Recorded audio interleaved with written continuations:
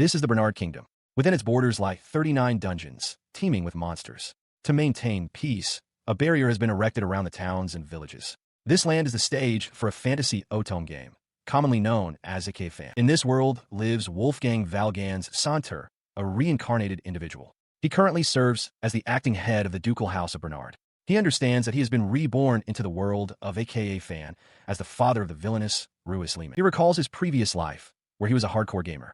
He played games of all kinds, including otome games. He remembers that AKA Fan was one such game, a romance story where the player could pursue handsome men. As he played, he grew fond of the story and became so invested that he even purchased the supplementary setting materials. He noted that, unlike most otome games, this one was praised for its challenging dungeon-crawling elements. In the game, the player takes on the role of the protagonist, a naive saintess named Monica. The objective was to travel the country, deepening bonds with various love interests while undergoing training. A core part of the story involved venturing into the kingdom's dungeons to suppress monster outbreaks. His own daughter, Ruis Lehman, was a character in that game. She was destined to oppose Monica, vying for the affection of her fiancé, Crown Prince Heinrich. Ultimately, in the game's finale, Ruis was to be condemned by the Crown Prince, her engagement annulled, and she would be exiled from the country. As the villainess, she was fated to be destroyed. But that is a story he cannot accept. Before him, his 4-year-old daughter, Ruis Santer, cries out for her father, her face streaked with tears. He sees not a villainess, but his child, and knows this is not a future he will allow. She screams her refusal,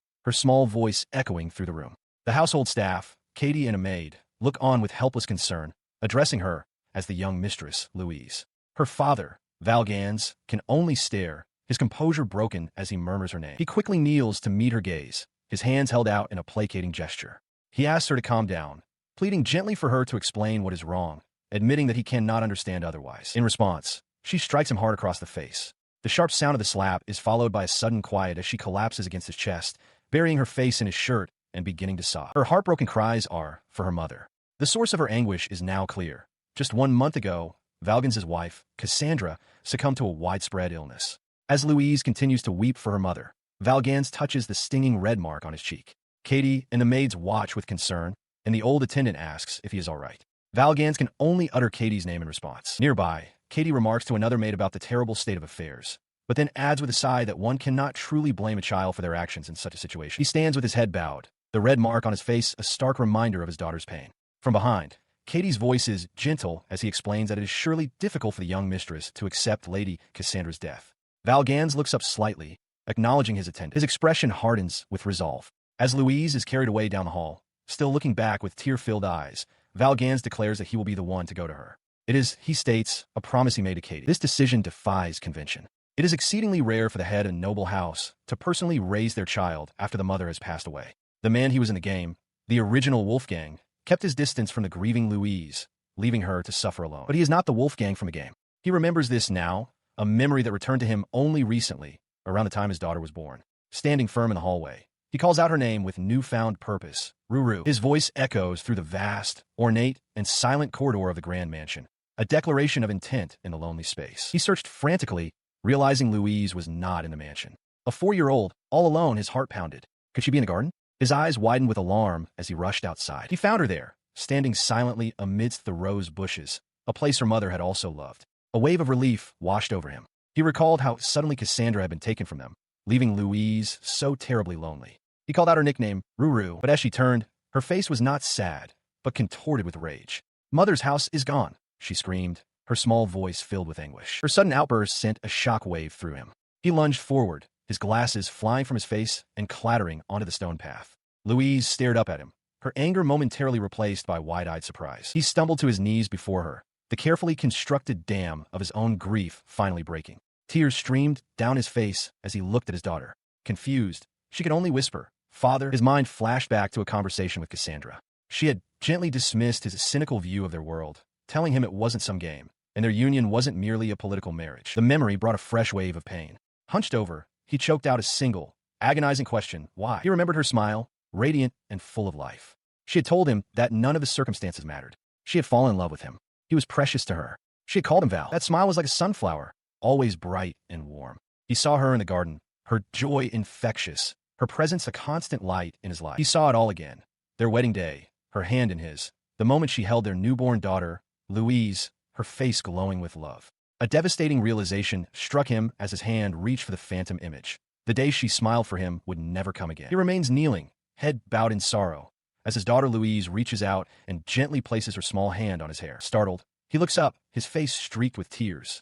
Louise, her own eyes welling up, calls him by her nickname for him, Ruru, before tearfully apologizing to her father. She confesses that she had thought he wasn't sad that her mother was gone. Her words trigger a painful memory of the funeral, where he stood stoically while his young daughter wept, unable to show his own grief at their party. Returning to the present, Valgans explains to Louise that on the day of the farewell, many guests were present, and that some of them were bad people. Louise looks up at him, surprised by this revelation. He recalls the immense pressure he faced. After Katie's funeral, factions sought to take advantage of the Saunter family situation. As the acting duke, it was imperative to maintain appearances and show no weakness. He continues his explanation to Louise, telling her that to protect them from those people, he had to pretend he was fine. He acknowledges that to her, he must have seemed like a cold father. With a gentle smile, he reassures her that it's all right and she doesn't need to understand yet, as it's his job to handle such things. He then scoops her up, announcing they're going to a secret room. As he carries her on his back, she asks about this secret room, and he playfully tells her to hold on tight. He carries her through a doorway into a grand bedroom. Louise gasps in wonder, her eyes wide as she takes in the sight. The walls are covered in framed portraits. The portraits are all of her mother, Cassandra. One captures a tender moment of her holding a newborn baby, while another is a formal portrait of her smiling gently. Nearby, one of her elegant dresses stands on a mannequin. She looks around the room in awe, exclaiming that there are so many portraits of her mother. Her father, Valgans, watches her with a gentle expression, admitting with a soft smile that he regrets not bringing her here sooner, explaining he was a bit embarrassed. Hearing this, she turns to him with a questioning look, asking why he would be embarrassed. He clarifies, arms crossed and slightly flustered, that he is the one who painted every portrait in the room. Her eyes widen in disbelief as she asks if he truly painted all of them. He confirms her question, stating that yes, he did. Completely amazed, she breathes out that it's incredible. Her praise makes him flustered, and he quickly dismisses his own work, insisting that his paintings are not very good. She turns her gaze back to the portraits, her expression softening as she murmurs that it feels as though her mother is still there in the house with them. Her words strike him, his eyes widening slightly in surprise. The surprise quickly melts into a warm, heartfelt smile. He then explains that while he was often compelled to paint for various reasons, he always loved painting Cassandra. He shows her the first one he did after she was born, a portrait of her mother holding her as an infant. He then offers her a choice. She can have one of the existing paintings for her room, or he could paint a new, smaller one just for her. Overjoyed, she exclaims her excitement at the idea. She eagerly asks about a small painting, and he suggests a canvas tiny enough for her to carry. As he considers it, another idea strikes him. A locket pendant would also be a wonderful way to keep her mother's image close. He continues to think aloud, expressing his desire for both her and Katie to always have a portrait of Cassandra with them. He ponders the difficulty of painting on such a small scale for a locket, wondering if it's even possible in this world. As he contemplates this, Louise, gazing at a large portrait, quietly asks her father why he and her mother are not together. She looks up at her father with wide, earnest eyes, insisting that it would be best if he and her mother were pictured side by side. Valgans, caught slightly off guard, tells her not to complain if his self-portrait turns out poorly, to which she gives a firm, determined nod. Following her firm response, Valgans' expression softens. He tells her that while he has apologized to her, he wonders if there is anyone else he needs to apologize to. After a moment of quiet contemplation, Louise confirms that there is. He smiles gently and instructs her to wait for him in his office once he is finished with his work. With a bright, enthusiastic yes, she turns and toddles happily down the long corridor. As she departs, Valgans settles into his study. The door soon opens and Katie enters, offering coffee. Valgans accepts with thanks as Katie informs him that Louise is being looked after by the maids in the drawing room. The older man notes that everyone was worried about her, but causing them trouble is part of their work. He turns his attention to the documents on his desk, his thoughts drifting. He reflects on his deep-seated dislike for simply enduring hardship, a feeling carried over for his past life as a Japanese man from a fallen noble house. All he truly desires is to live a peaceful life, free from such tension. His reverie is interrupted by Katie, who mentions having guided Louise to the room of memories, the one filled with her mother's portraits. Valgans looks up and agrees with a soft smile. Katie adds how happy the child was, suggesting it would have been better to show her the room sooner. Katie continues, observing that it seems his young master has finally been able to process some of his own feelings. Valgans looks up, slightly irritated, and chides the older man for calling him Buchan, reminding him that he's been told not too many times. Katie offers a quick apology. The conversation triggers a memory, and the world dissolves into a soft, hazy light. A gentle voice echoes from the past, asking, "Oh, what is it, Val?" The memory sharpens, revealing Cassandra, frail but smiling, lying in bed as a tiny Louise sleeps soundly beside her. Cassandra greets Valgans, who has just arrived. He asks if she's been sleeping and eating properly. She gently tells him not to worry, as he is the one who always pushes himself too hard. Her gaze drifts to their sleeping daughter, Cassandra's voice, full of affection, clarifies that she isn't the one overexerting herself. He is. He listened, his face etched with sorrow, as Cassandra's voice reached him from the bed. She confessed her deep worry, certain that if she were to pass away, he would try to follow her immediately. Tears streamed down his face as she gently called him a crybaby. Through his grief, he managed a small protest, insisting that he only ever cried in front of her. She then asked him to come closer, her expression soft but serious. She had a request to make. As he leaned over the bed, Cassandra implored him not to speak of dying. She reminded him that even if she were gone, he must not leave their precious Ruru alone. She spoke of their promise to go on a picnic together in the spring, her hand resting gently on their sleeping daughter. He listened, his heart heavy, as she continued, asking that they watch over Ruru's growth together. Her voice called his name again, a simple, gentle plea. Val. Her gaze shifted to their sleeping child as she made her true request clear. Protect this child. She explained that soon, Ruru would have no one but him. With her last strength, she made him swear to protect their daughter. It was a promise, sealed in a moment of profound loss and enduring love. The painful memory faded, replaced by the sound of a door opening in the present. Louise entered her father's study, greeting him cheerfully. Valgans looked up from his work, a warm smile replacing the sorrow of his recollection. With her cheeks puffed out from eating, she proudly announced that she had properly apologized to Christophe, saying she was very sorry. Both Valgans and Katie looked on with gentle approval. Beaming with pride, she declares her intention to study hard so she can be of help to her father. Her words strike Valgans, who looks at her with profound emotion. He smiles gently, telling her that she's grown up yet again, and thanks her for the sentiment. He then suggests they have some juice first, noting that Christophe likely prepared some for her after all her running around. As if on cue, Christophe presents her with a glass, and Louise's eyes light up as she exclaims in delight. As she looks up at him, Valgans is struck by how adorable she is. A painful thought follows. He is slowly starting to forget Cassandra's face. He recalls his promise to his late wife, that if Louise were ever to walk a path of ruin, he would use any means necessary to shatter that fate. Solidifying his resolve, he calls out to his daughter, inviting her to come to him. His expression is one of pure, unwavering affection. She responds instantly, running gleefully into his open arms and leaping forward for an embrace. In a sunlit garden, a governess gently instructs young Louise on proper etiquette. She explains that when one is seated, they should be approached from the left. Louise, looking up with wide, curious eyes, repeats the instruction as a question, confirming she understands. Watching from a nearby table, Valgans is overcome with affection. He rests his chin on his hand, a blush dusting his cheeks and a wide, doting smile spreading across his face as he observes his daughter. His companion, a young man with reddish-brown hair, points out the embarrassing look on his brother's face, warning him not to let others see it. Valgans asks what he means. The young man, introduced as Marcus Lehman, his 17-year-old younger brother, remarks that Valgans is as infatuated with Ruru as ever. He dismisses the concern, stating it's fine since no one else is around, and continues to admire how cute Louise is. Marcus then sobers the mood, reminding Valgans that since their parents died in an accident 10 years ago, the two of them are the only close blood relatives left. The younger brother clears his throat, his expression turning serious. He acknowledges that Ruru is cute enough to make one's eyes pop, but asks Valgans to adopt a more serious demeanor. He explains that he came today because he has a request for his older brother. His gaze now focused, Valgans sips from his cup and prompts Marcus to continue. After a brief hesitation, Marcus brings up the matter of the succession to the head of the house. His voice rises with frustration as he demands to know why Valgans is merely the acting duke. He declares that he, Marcus, is the official successor to the Lehman dukedom. Valgans remains perfectly calm, taking another sip of his drink. The rules of their family succession are laid out. As long as the younger brother and heir is a minor, his guardian serves as the acting head. When Marcus comes of age at 18, he will become the duke, and Wolfgang will inherit their father's lesser title of earl. Valgans looks directly at his brother, stating that Marcus should already know the answer. He then poses a pointed question.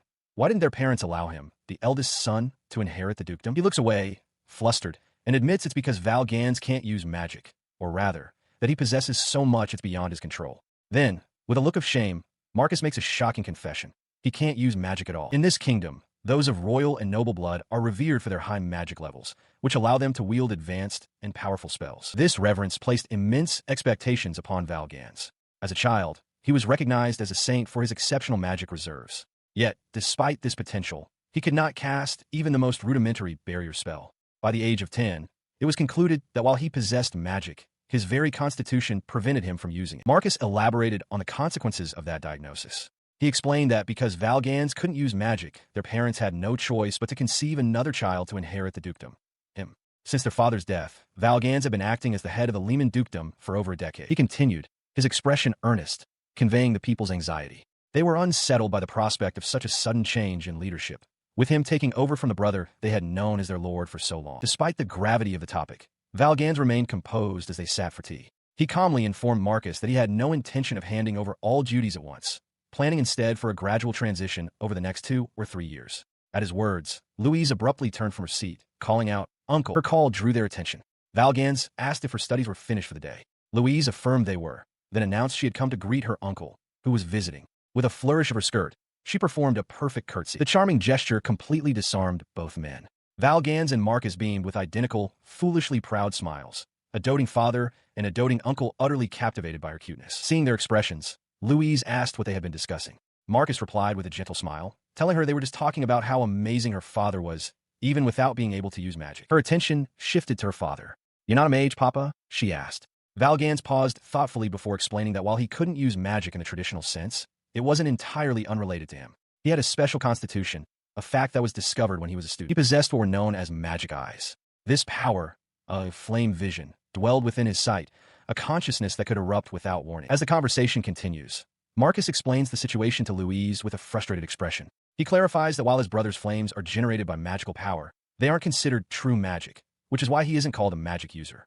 Louise, her eyes wide with concern, absorbs this complicated distinction. Meanwhile, Valgans adjusts his glasses, a slight smile on his face. He reflects internally on his power, recalling how the mere sight of it felt unsettlingly like being burned. It had first manifested when he was 17, and though he could now mostly control its activation, he still couldn't do without his magic-blocking glasses. His thoughts are interrupted as Louise speaks up hesitantly, her small fist clenched. She quietly asks if it would be all right for her to pretend to be the one using magic, a suggestion that catches Valgans by surprise. She elaborates with childish enthusiasm, explaining that if she pretends, everyone will think her father is amazing. She imagines using a rod like a magic user from a picture book. Marcus, initially stunned, lights up at the idea. He exclaims that it's a brilliant plan, suggesting that if she performs well, it could even pass for high-level, incantationless magic. Overwhelmed by his daughter's earnest desire to help him, Valgans covers his mouth, tears welling in his eyes. He thinks she is the best daughter in the world for trying so hard on his behalf. From the side, Marcus urges his emotional older brother to get a grip. Louise, full of confidence, winks and declares that she'll come up with a cool, flashy pose. Marcus, however, thoughtfully points out a practical issue. She doesn't normally carry a magic rod, and the act wouldn't be convincing without one. He then proposes a new plan. They will immediately begin a conference to decide on a cool pose for Valgans to use when activating his magic eyes. While Louise looks determined, Valgans is mortified by the idea, thinking how embarrassing it would be to strike a pose now. Marcus encourages his brother with a grin, saying it's a fine idea since Louise is so motivated. He suggests they should just play along for the sake of those they've been deceiving. Valgans glances away, still looking uncomfortable but seemingly considering it. With the matter seemingly settled, Marcus cheerfully adds that this will restore the family's honor and allow Valgans to succeed as Duke. At this, Valgans' demeanor shifts entirely. He sternly cuts his brother off, stating that it's out of the question and that he won't forgive this bad Marcus. Louise looks up, calling out to her father in confusion. The scene shifts, revealing the original context from the game Valgans remembers. In that story, the character Wolfgang took back the title of Duke from his younger brother.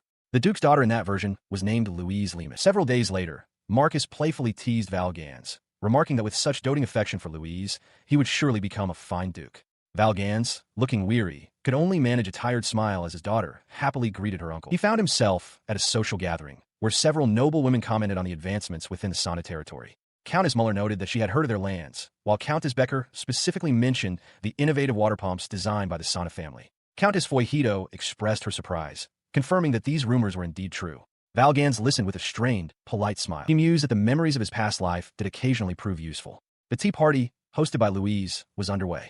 A young girl, identified as 6-year-old Emma Fisher, the daughter of a marquis, cheerfully asked if everyone could go play in the garden. Her mother, Countess Fisher, readily agreed, reminding the young ladies to be careful not to soil their clothes. The children, including Emma, responded with a resounding, happy affirmation. Turning to her father, Louise announced she was going off to play. Valgans waved her on with a warm smile, telling her to have fun. As he watched her go, the noble women's attention shifted back to him.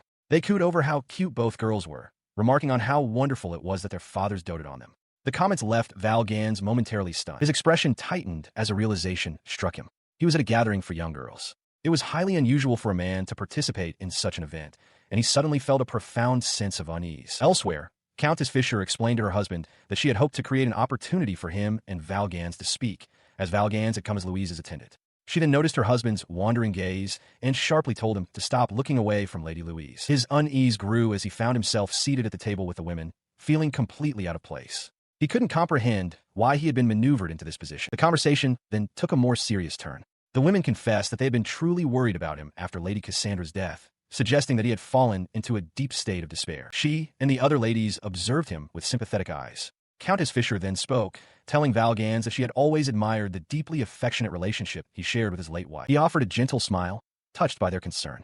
He thanked them, explaining that 2 years had passed and he had finally begun to feel settled. It was kind of them, he thought, to have been looking out for him. His reassurance, however, did not deter the other countesses. Whispering behind their fans, one noted that at 6 years old, Louise must still be lonely, while another added that Lord Santa himself was still quite young. As he sipped his tea, their true intentions became painfully clear. He understood now. They were attempting to arrange a marriage. He wondered how he could possibly navigate the situation, knowing that for a nobleman, choosing not to remarry was hardly an option. Attempting to deflect, Countess Fisher asked about his hobbies. Valgans replied that his late wife Cassandra's paintings had become a source of comfort, and for now, he was content to simply watch over things. His comments sparked a flurry of unexpected excitement. The ladies exclaimed that they had never heard Lord Sonder painted and eagerly asked to see his work. A nervous sweat formed on his brow as he realized his mistake. He had dug his own grave. He quickly tried to backtrack, waving his hands dismissively. He insisted it was merely amateur work, not something fit to be shown to others. Unfazed, Countess Fisher proposed that the next tea party be held at the Santer estate. Before he could argue, a deafening crash shattered the afternoon's tranquility. Valgans's head snapped up, his expression instantly shifting from social discomfort to sharp alarm as the ladies gasped in shock. The source of the chaos was a massive, winged beast that had descended upon the terrace. Near its talons, young Emma Fisher cried out for her mother. In the background, Marcus was already drawing his sword. Panic erupted. Countess Fisher screamed her daughter's name as the creature loomed over the terrified child. Valgans stared in disbelief, his mind identifying the flying monster and questioning how it could possibly be here. Panic erupts as a griffin swoops down, snatching Emma Fisher into the air. Her mother, Countess Fisher, cries out to Valgans in terror. He warns her against using magic, explaining it would be too risky and could endanger Emma. The Countess can only watch in horror as her daughter is carried higher into the sky. He steps forward with grim determination, his gaze fixed on the sky. He assures the distraught mother to leave everything to him. As the griffin soars higher, a nearby guard notes that a fall from that height would be a great injury. He addresses Valgans as the black-haired escort knight and orders him to wait for the monster to land. He ignores the guard's assessment, instead issuing a sharp command of his own. "Catch Miss Emma." The guard, though startled by the order, snaps to attention and acknowledges it. High above, the terrified child cries for help. Valgans removes his glasses, his focus absolute.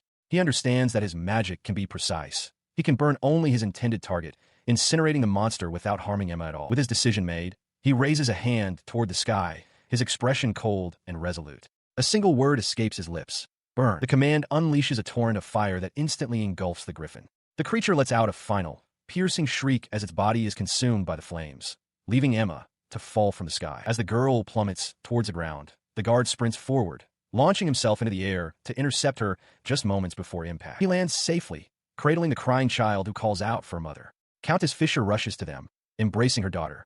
Valgans watches the reunion, relieved that Emma is safe and that his display of power seems to have gone largely unnoticed. His momentary relief, however, shatters in an instant. A dreadful realization dawns on him. Louise is gone. He frantically calls her nickname. "Ruru, where are you?" He fears something must have happened to her even before the monster was caught. His heart pounding with terror, he screams his daughter's nickname. "Ruru." He frantically demands a reply, his voice cracking with the fear that she has vanished from his side. His eyes dart around the garden, searching desperately through the foliage. His frantic search ends as he finds Louise trembling behind his leg. A wave of relief washes over his face as he crouches down, asking gently if she is unhurt. He reassures her that it's all right now, as the monster has been defeated. She peeks out from her hiding spot, her fear completely replaced by wide-eyed wonder. Her eyes literally sparkle with stars as she exclaims how incredibly cool it all was. She turns to him, waving enthusiastically and giving a thumbs up. She praises him, declaring that he really showed that monster what for. Valgans looks on, slightly bewildered by her energetic reaction. Her praise continues as she beams, calling him super cool, before wrapping her arms around his neck in a tight hug. She tells him she wants to be a daughter he can be proud of. Visibly moved, Valgans smiles warmly and tells her how happy that makes him. Holding Louise securely in his arms, he surveys the scene. The ground is deeply scorched where the griffin fell. He wonders why a monster from a mountain dungeon would appear in the capital. Nearby, Lord Fisher and his entourage look on as Louise, clinging to her father, calls out formally, "Lord Santer." Lord Fisher approaches, his expression a mixture of panic and gratitude. Valgans addresses him formally, and Lord Fisher quickly responds, thanking him for his help and urgently asking for a moment of his time. He begins his explanation with a horrifying revelation. At his own estate, another monster had appeared, a massive, shadowy wolf-like beast. It had attacked his eldest daughter, Lena. The news shocks Valgans, who exclaims, "Another one?"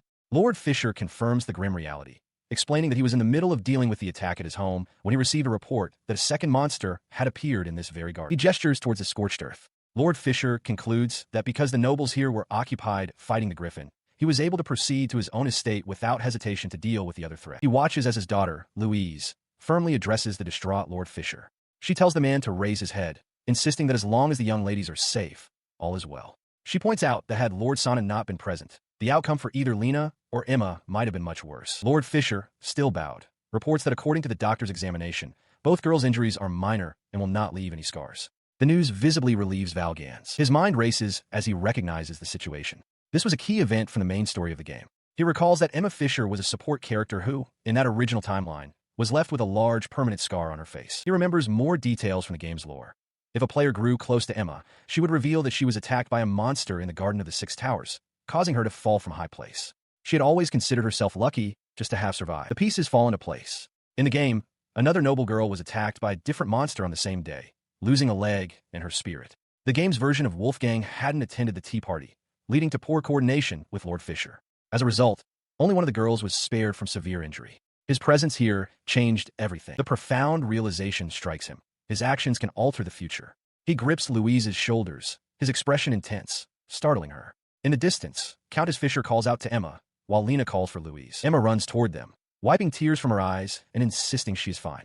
Her mother, Countess Fisher, follows and expresses her deepest gratitude to Valgans, stating that his timely use of magic prevented a terrible disaster. He offers a gentle, reassuring smile, humbly stating that he lacks the confidence to make calm judgments whenever Louise is in danger. The Fishers look upon him with sincere appreciation. Though it is an alarming state of affairs for monsters to appear so close to the capital, within a noble's own estate, the current mood is one of overwhelming relief. For now, everyone is simply grateful for the two young ladies' safety.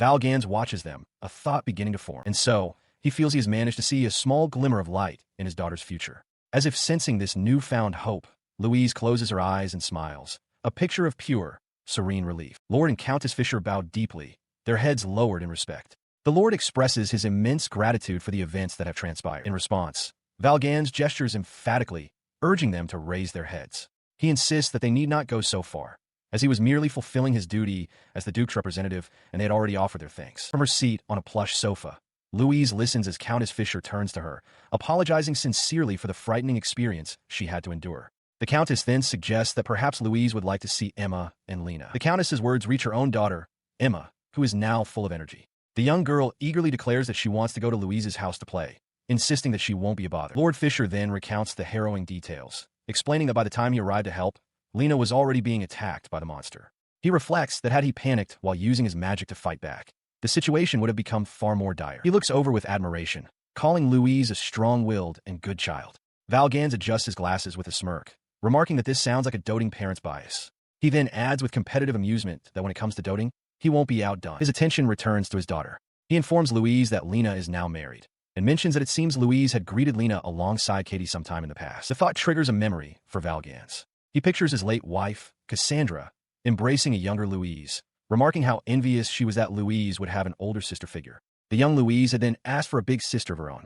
The memory brings a pained and embarrassed flush to Valgans' face. Across the room, Lord and Countess Fisher quietly converse, agreeing that once things have settled, they should invite the Saunter family to visit. They know both Emma and Lena would be delighted. Valgans overhears the whispers of other nobles, now referring to him as the Baron of the Sauna house who subjugated a monster and expressing a desire to have tea with him and his wife. The unwanted attention makes him grimace. From below, Louise gazes up at him, her eyes sparkling with admiration as she declares that her father is cool and she won't let anyone else have it. As the conversation with the Fishers continues, Valgans shifts the topic. With a gentle smile, he asks Lord Fisher if the reason for the monster's appearance has been discovered. The monster attack on the Fisher estate was an incident that shook the entire nation. Their residence is located near the royal capital, an area protected by a powerful barrier, making the infiltration of a monster into a noble's home a matter of grave concern. Lord Fisher's expression turns serious. He explains that after a swift investigation, they discovered that one of the estate's barrier stones had been broken. He clarifies further, stating it would be more accurate to say it was deliberately destroyed by someone. The revelation hits Valgans with full force, his eyes widening in shock as he processes the implication of a targeted attack. Barrier stones are magical artifacts that contain and project power to ward off monsters.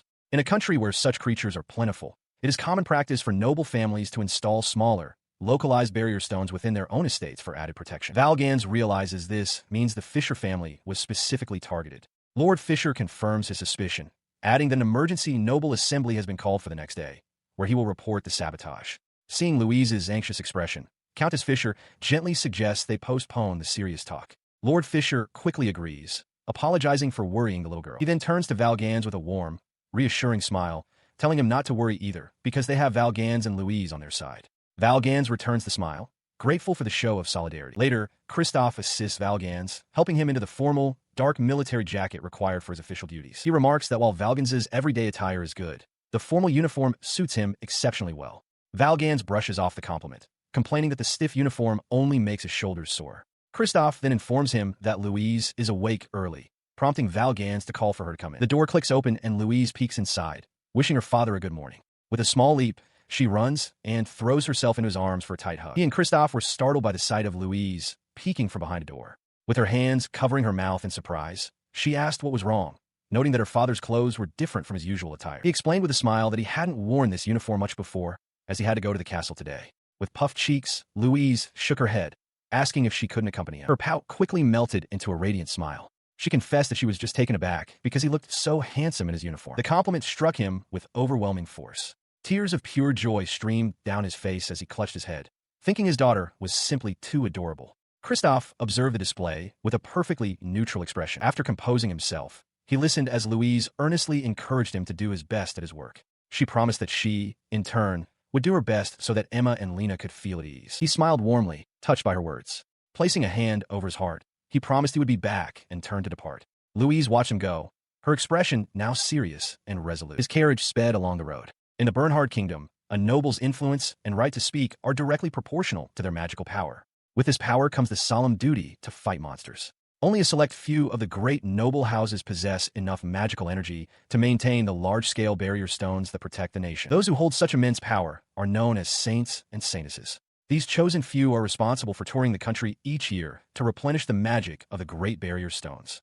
Valgans himself is a saint, a fact he has known since childhood and for which he has trained his entire life. As he rode, he stared out the window with determination. The protection of the people and the country itself depended on the indispensable existence of the saints and saintesses. The carriage finally arrived at the royal castle. When a major incident occurs, the heads of all noble houses are summoned to an assembly. As Valgans strode into the grand hall, already filled with his peers, a voice called out, announcing his arrival. Acting Duke Lehman, he is immediately approached by a familiar, if unwelcome, face. Duke Peter Burnt greets him with a wide smile, noting that it has been a while. Peter observes that Valgans is present as the acting representative for the Lehman Duchy and playfully asks when they last met, chiding him for so rarely attending such gatherings. He internally seethes, recognizing the man as the head of the Burnt ducal house, a man he finds utterly distasteful. Socializing is a chore he despises. Peter, oblivious, continues amiably, suggesting Valgans call him Pevel, as he does privately. He then expresses a mock sadness that with Valgans's brilliant younger brother set to inherit, his chances to meet with the Lehman representative will surely dwindle. He forces a tight, strained smile. The man has been pestering him like this ever since their days at the academy. When Peter asks if he's correct in his assumptions, Valgans can only grit his teeth and agree that he is not mistaken. As a herald's horn sounds in the background, signaling the start of the proceedings, Peter leans in closer. He feigns concern, asking if it isn't lonely for Valgans to be merely the acting representative. He ignores the jab, his gaze sweeping over the assembly hall as the other nobles begin to settle.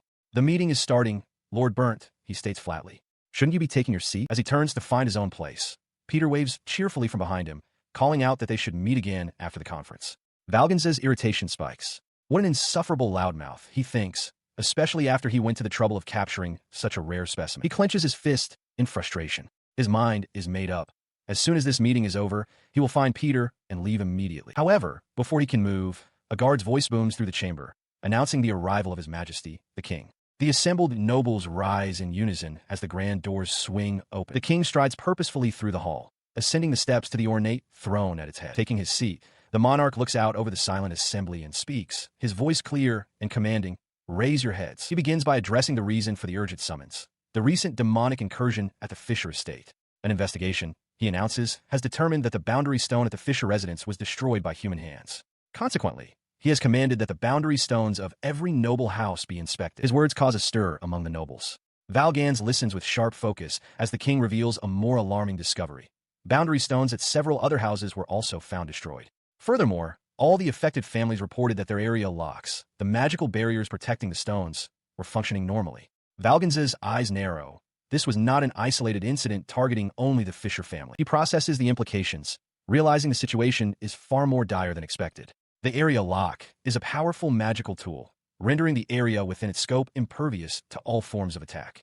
The boundary stones are meant to be protected by this very magic. For a culprit to destroy a stone, they would first have to disable the area lock itself, a feat that should be impossible. As the king continues his explanation, two nobles provide a demonstration. The method for disabling an area lock, he clarifies, is chosen by each house upon installation. While many methods exist, a common one is a wind magic seal, which can be undone by a specific song, its melody acting as a key. A murmur of understanding and concern ripples through the assembly.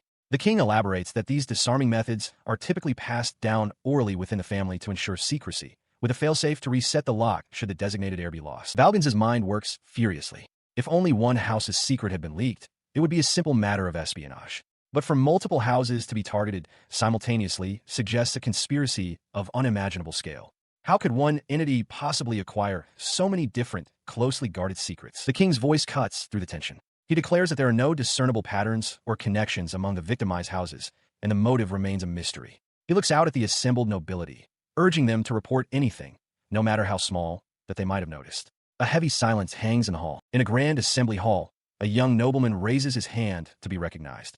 Begging your pardon, he begins, introducing himself as Baron Hoffman. He explains that while speaking with other victims, he noticed a common thread and felt compelled to report it. Continuing his testimony, he recounts that during a routine replacement of an area lock, the merchant who delivered the new device made a peculiar statement. The Baron's words trigger a memory for Lord Fisher, who recalls a merchant telling him that something very good would happen to him. As murmurs spread through the assembly, Lord Fisher sharply calls for silence, declaring that a merchant's turn of phrase has no bearing on the proceedings. The king, presiding over the meeting, dismisses the issue entirely. He instructs those with no further business to confirm the status of their families and declares the assembly adjourned. As the nobles begin to disperse, Peter Burnt approaches Valgans, correcting a nearby lord by stating Valgans is the acting representative for the Sonov family, not the Fisher or Lehman families. Burnt leans in, confiding in Valgans that he remembers being told that same strange phrase by a merchant when an area lock was delivered to his estate. At the time, he had simply dismissed it as a peculiar saying that was in vogue. The connection hits Valgans with exaggerated shock.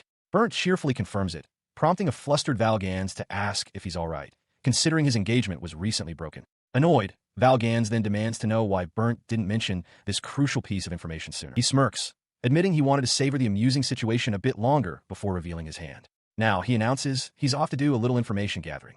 Valgans is left sputtering, wondering who could possibly be orchestrating such a widespread plot. With a jaunty wave, Burnt bids Valgans farewell, promising to see him at the next evening party. Valgans can only watch him go, his expression tight with frustration. Nearby, Lord Fisher observes with a smile, remarking that Burnt is as boisterous as ever. Valgans flushes slightly, realizing his irritation must be clearly visible. He worries that Lord Fisher has noticed how openly emotional he is being about the man acting as the ducal representative. He asks Lord Fisher if his feelings were that obvious, but the older man simply smiles and says he doesn't see it that way. Valgans then explains his vexation. A former classmate from his academy days, a man named Klegel, is involved with the ducal representative. He decided on a course of action. Marcus would attend the next evening party alone, while he himself would delay giving the Bunter earldom an answer for as long as possible. With their business concluded, he told Peter Burnt they likely wouldn't see each other for some time. Later, at the Sonda residence, Peter Burnt relaxed with a cup of tea, recounting a conversation he'd had at the Lehman ducal residence. He recalled asking the Duke's representative, "I wonder if you're listening?" As he spoke, Christoph approached to offer a refill of his black tea. Peter, momentarily pulled from his story, accepted with a gracious smile and a word of thanks. Listening to the account from his seat, Valgans's eyes narrowed slightly. A detail in the story felt strange, out of place. He sat across from his guest in the drawing room, leaning forward slightly as he processed the information Peter had shared. In a separate conversation, Marcus Lehman provided Valgans with the information he had gathered. He explained that he had spoken with Klegel, a prominent student at the academy who apparently returns home on his days off. Marcus added that he had heard the term area lock from one of his teachers. The boy's expression turned grave as he voiced his fears. If their territory's barrier were to be broken, a monster attack would be disastrous, as they are entirely dependent on its protection.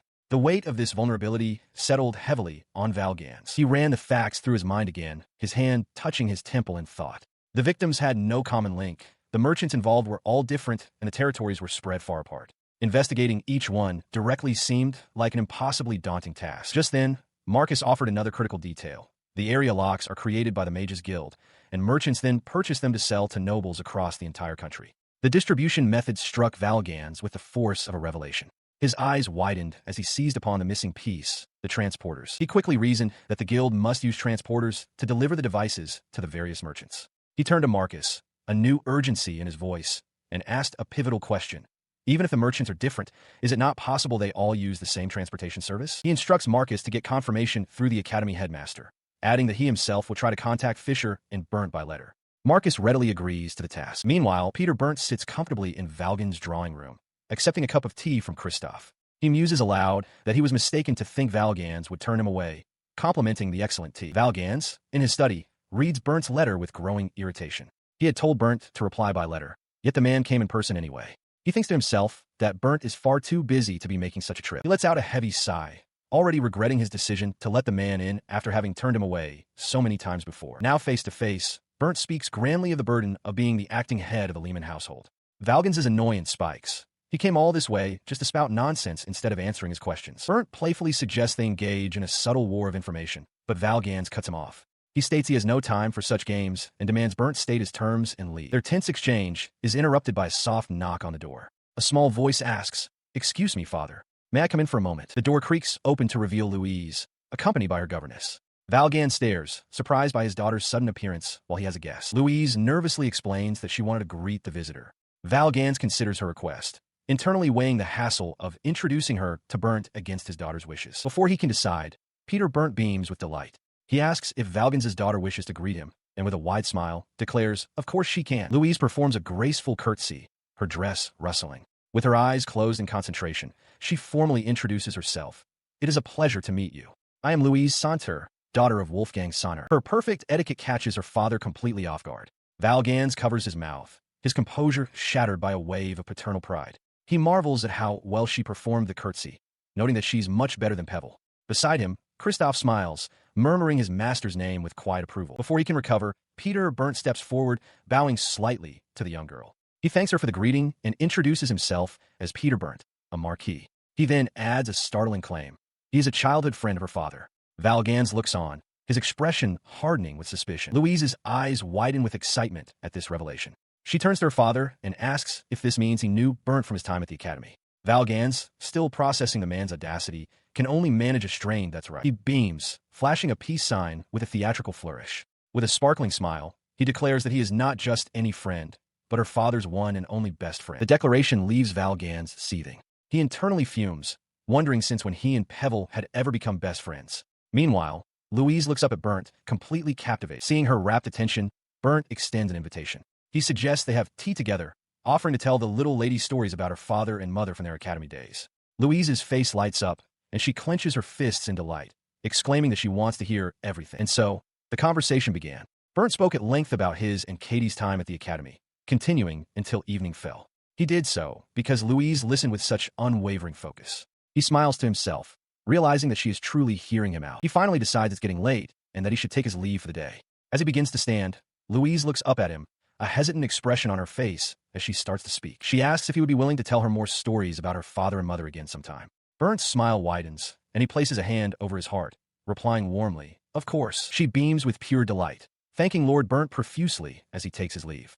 The maid standing by smiles warmly at the pleasant exchange. Later, inside the manor, Peter Burnt visits Valgans, who is resting in bed. Burnt remarks with a closed-eye smile that he was surprised by the encounter with Valgan's daughter.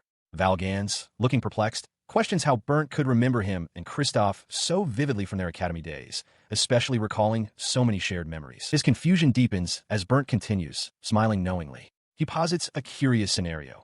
Even if he were present in Valgan's memories of the academy, Valgans wouldn't recognize his face. Leaning closer, Burnt's expression turns sharp. He states plainly that while Valgans remembers his name, he does not remember his face. He then addresses him directly as acting Duke Lehman, asking if his assessment is incorrect. Peter Burnt addresses Wolfgang, calling him by his title, Lehman, acting Duke. He states that Wolfgang seems to remember his name, but not his face, and asks if he is mistaken. Wolfgang simply affirms it with a knowing smile, thinking to himself that Bernd has always been a duke. Startled, Bernd sits up abruptly on the sofa, touching his head in confusion. He demands to know how Wolfgang realized it. Wolfgang explains that he has found Bernd's behavior odd ever since their time at the academy. He recalls that Bernd, despite having duties as a saint, would often skip school and deliberately avoid interacting with those around him. He continues, noting that even when people approach Bernd, he would never initiate conversation himself. Furthermore, Wolfgang recalls several occasions where Bernd would suddenly call him by name mid-conversation, followed by an abrupt shift in his attitude. A look of dawning comprehension crosses Bernd's face as he sweats. He asks if Wolfgang truly hadn't recognized him until he stated his own name. Wolfgang calmly sips from a teacup, admitting that he wasn't very skilled at hiding it back in his academy days. He then curses Bernd's excellent memory. His thoughts drift inward, revealing a long-held secret. He is unable to recognize people's faces.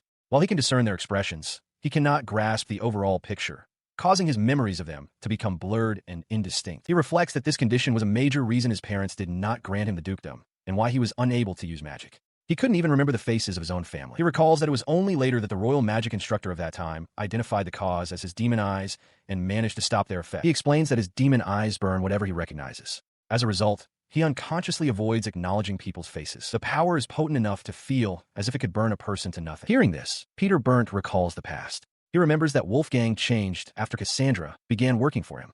Though Wolfgang was already engaged to another, Cassandra was the one who actively sought him out, while Wolfgang himself seemed to avoid all contact. The memory culminates in a triumphant realization for Bernd. Eventually, Wolfgang began to call Cassandra by her name, something he had never done for anyone else at the academy before. This recollection brings tears to Bernd's eyes in the present. He covers his mouth, overwhelmed and a little frightened by the realization of just how intently Wolfgang must have been watching Cassandra. He responds to Bernd's emotional state with a gentle smile, quoting Cassandra's words to him, "Remember my face." Wolfgang muses that he still doesn't understand why he was able to recognize only her. He goes on to say that while he loves her as a friend, it was strange that she would ask such a thing of him. Bernd, utterly bewildered by the mention of friendship, can only stammer in confusion. Wolfgang, however, sees nothing strange about it. The statement hangs in the air between them. Wolfgang then adds that it was because of this that Bernd saved him. This catches Wolfgang himself by surprise, as he internally questions the memory. Pevel saved me?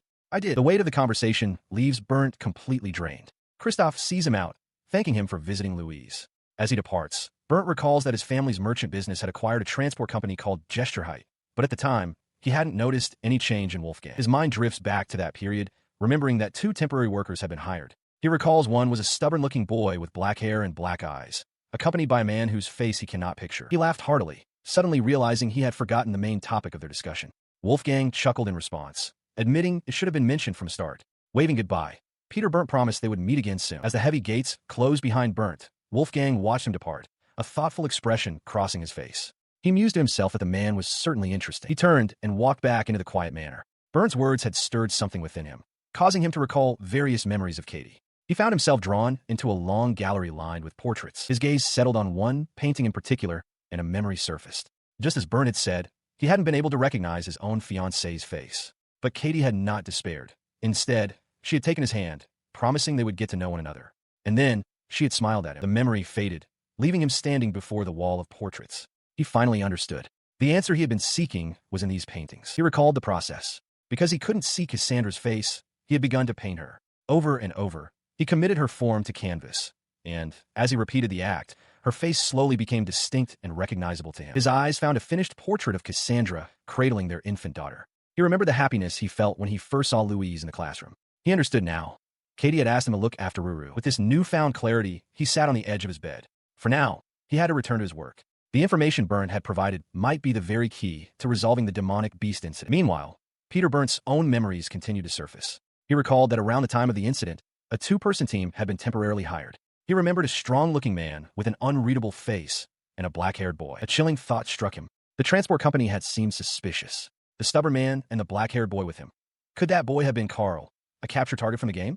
The image of a hooded figure armed with a crossbow flashed in his mind. He recalled the details from his past life's knowledge. The Otome game, Fortune Lover, featured 5 main capture targets. Among them was Carl, a character who was not of noble birth but an orphan from the slums, belonging to an assassin's guild. A man with a dark and complex history. Wolfgang considered the boy Peter had described. In a country where colorful hair was common, black hair and black eyes were a rarity. The age also aligned perfectly. Carl was 5 years old in the game, which would make him 11 now. He continued to ponder the connections. The Fichtner Information Guild in the capital was known to be the public face of the Assassins Guild. While few were aware of the truth, they would undertake any illicit job for the right price. Given the scale of the recent incident, it was highly possible Carl's guild was involved, though one was supposed to be 15 to officially join. His thoughts settled on a single conclusion. If Carl was indeed connected to all this, it wouldn't be strange at all. He then called out to his daughter. In response, Louise looked up with wide, determined eyes.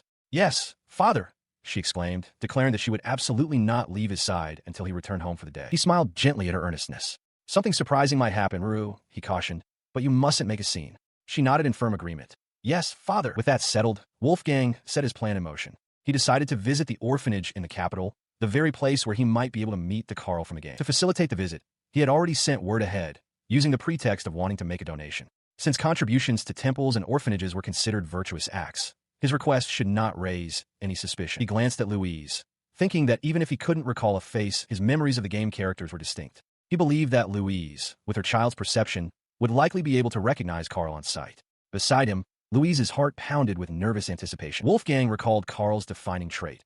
Ordinarily a pleasant and kind young man, but in battle, he became a ruthless assassin who would use any means to win. It was this dramatic contrast that had created such a fervent following for his character. If possible, Wolfgang wanted to find him before he became an irredeemable criminal and offer him protection. As his carriage rattled through the streets, Wolfgang settled into his thoughts, a determined expression on his face. He hoped that Carl, once found, could be persuaded to use his power to protect Louise. He acknowledged to himself that this was a convenient, perhaps overly optimistic, hope, but his resolve was firm. He was now prepared to completely rewrite the game's original scenario. For Louise's sake, he would stop at nothing. In the Heine district of the royal capital, Wolfgang Valgans Santer surveyed the run-down streets. He noted that the area was rife with crime, a dangerous place to bring a small child. He felt a pang of concern for his daughter, Louise, knowing there were no other suitable facilities to turn to. She, however, was filled with determination, pleading with her father to take her with him. Valgans found himself unable to refuse such an earnest request. Just then, their attendant, Christoph, announced their arrival, and a smile touched Valgans's lips. They had reached the Gwald Orphanage, an institution affiliated with the mountain god. A woman with prominent horns and long braids greeted them warmly, welcoming the Sana family. Valgans observed her with interest, remarking to himself that a dragonkin was a rare sight in this country. He turned to Christoph to confirm that the donations, including food and wool, had been properly received. The dragonkin woman thanked them profusely, apologizing for being short-staffed. As Valgans graciously dismissed her concerns, Louise stepped forward, her heart pounding as she clutched a book to her chest. She shyly explained that she, too, had brought something. She elaborated that she wanted to study, as there were still many words she couldn't read. The woman's expression softened into a kind smile. She thanked Louise for the gift and offered to read the book to her. Louise then presented a large basket overflowing with sweets she had made with the maids the day before, offering them to everyone. Valgans had consulted with the children of his subordinates to choose the perfect gift. The matron was overjoyed. Valgans acknowledged that a direct meeting like this might be a shock for his mother, but he felt it was all right. The matron mentioned she had heard about the situation at the mansion and that Louise herself had requested to become a foster daughter. Louise affirmed this with a resolute yes. Seeing her determination, the woman smiled, said she understood, and then led them inside. She guided them through a crumbling hallway where several children, mostly beastkin, were gathered. Valgans's expression hardened as he took in their surroundings. He observed that while the children were provided with the bare minimum of food and shelter, the environment was poor and the building itself was dilapidated. The matron called for the children to gather, announcing the donation from Countess Louise Santer. At Valgans's prompting, the children chorused their thanks. Louise then stepped forward with her basket, announcing she had brought snacks for everyone, causing murmurs of excitement to ripple through the young crowd. Her words ignited a frenzy. "Wait, I'm first," one boy shouted, and instantly the entire group of children surged forward toward Louise and the sweets. The sudden, chaotic rush caught everyone off guard, and a look of alarm flashed across Valgans's face as he realized the situation was quickly getting out of hand. As the children swarmed forward, Louise held up the basket of sweets, her voice clear and calm. She assured them there was no need to panic, as she had made plenty for everyone. The orphans froze, their eager rush halting in stunned silence. The orphanage matron quickly took control, instructing the children to form a proper line. Watching the scene unfold with relief, Valgans remarked to Louise that he was glad she wasn't frightened. Louise explained that she wasn't surprised by their excitement, as even noble children react the same way to sweets. She correctly surmised that these children had likely never eaten such delicacies before. He watched her, a faint smile on his lips, realizing that his little Ruru was not so little anymore. His thoughts were interrupted by a more pressing matter. He still needed to find a boy named Carl. Elsewhere in the courtyard, The children were already happily devouring the treats. He turned to the matron, asking if a child like that was here, but she seemed uncertain. Valgans commented on the lively expressions he now saw on the children's faces. The matron explained that many of them came from difficult pasts, which often led them to become withdrawn.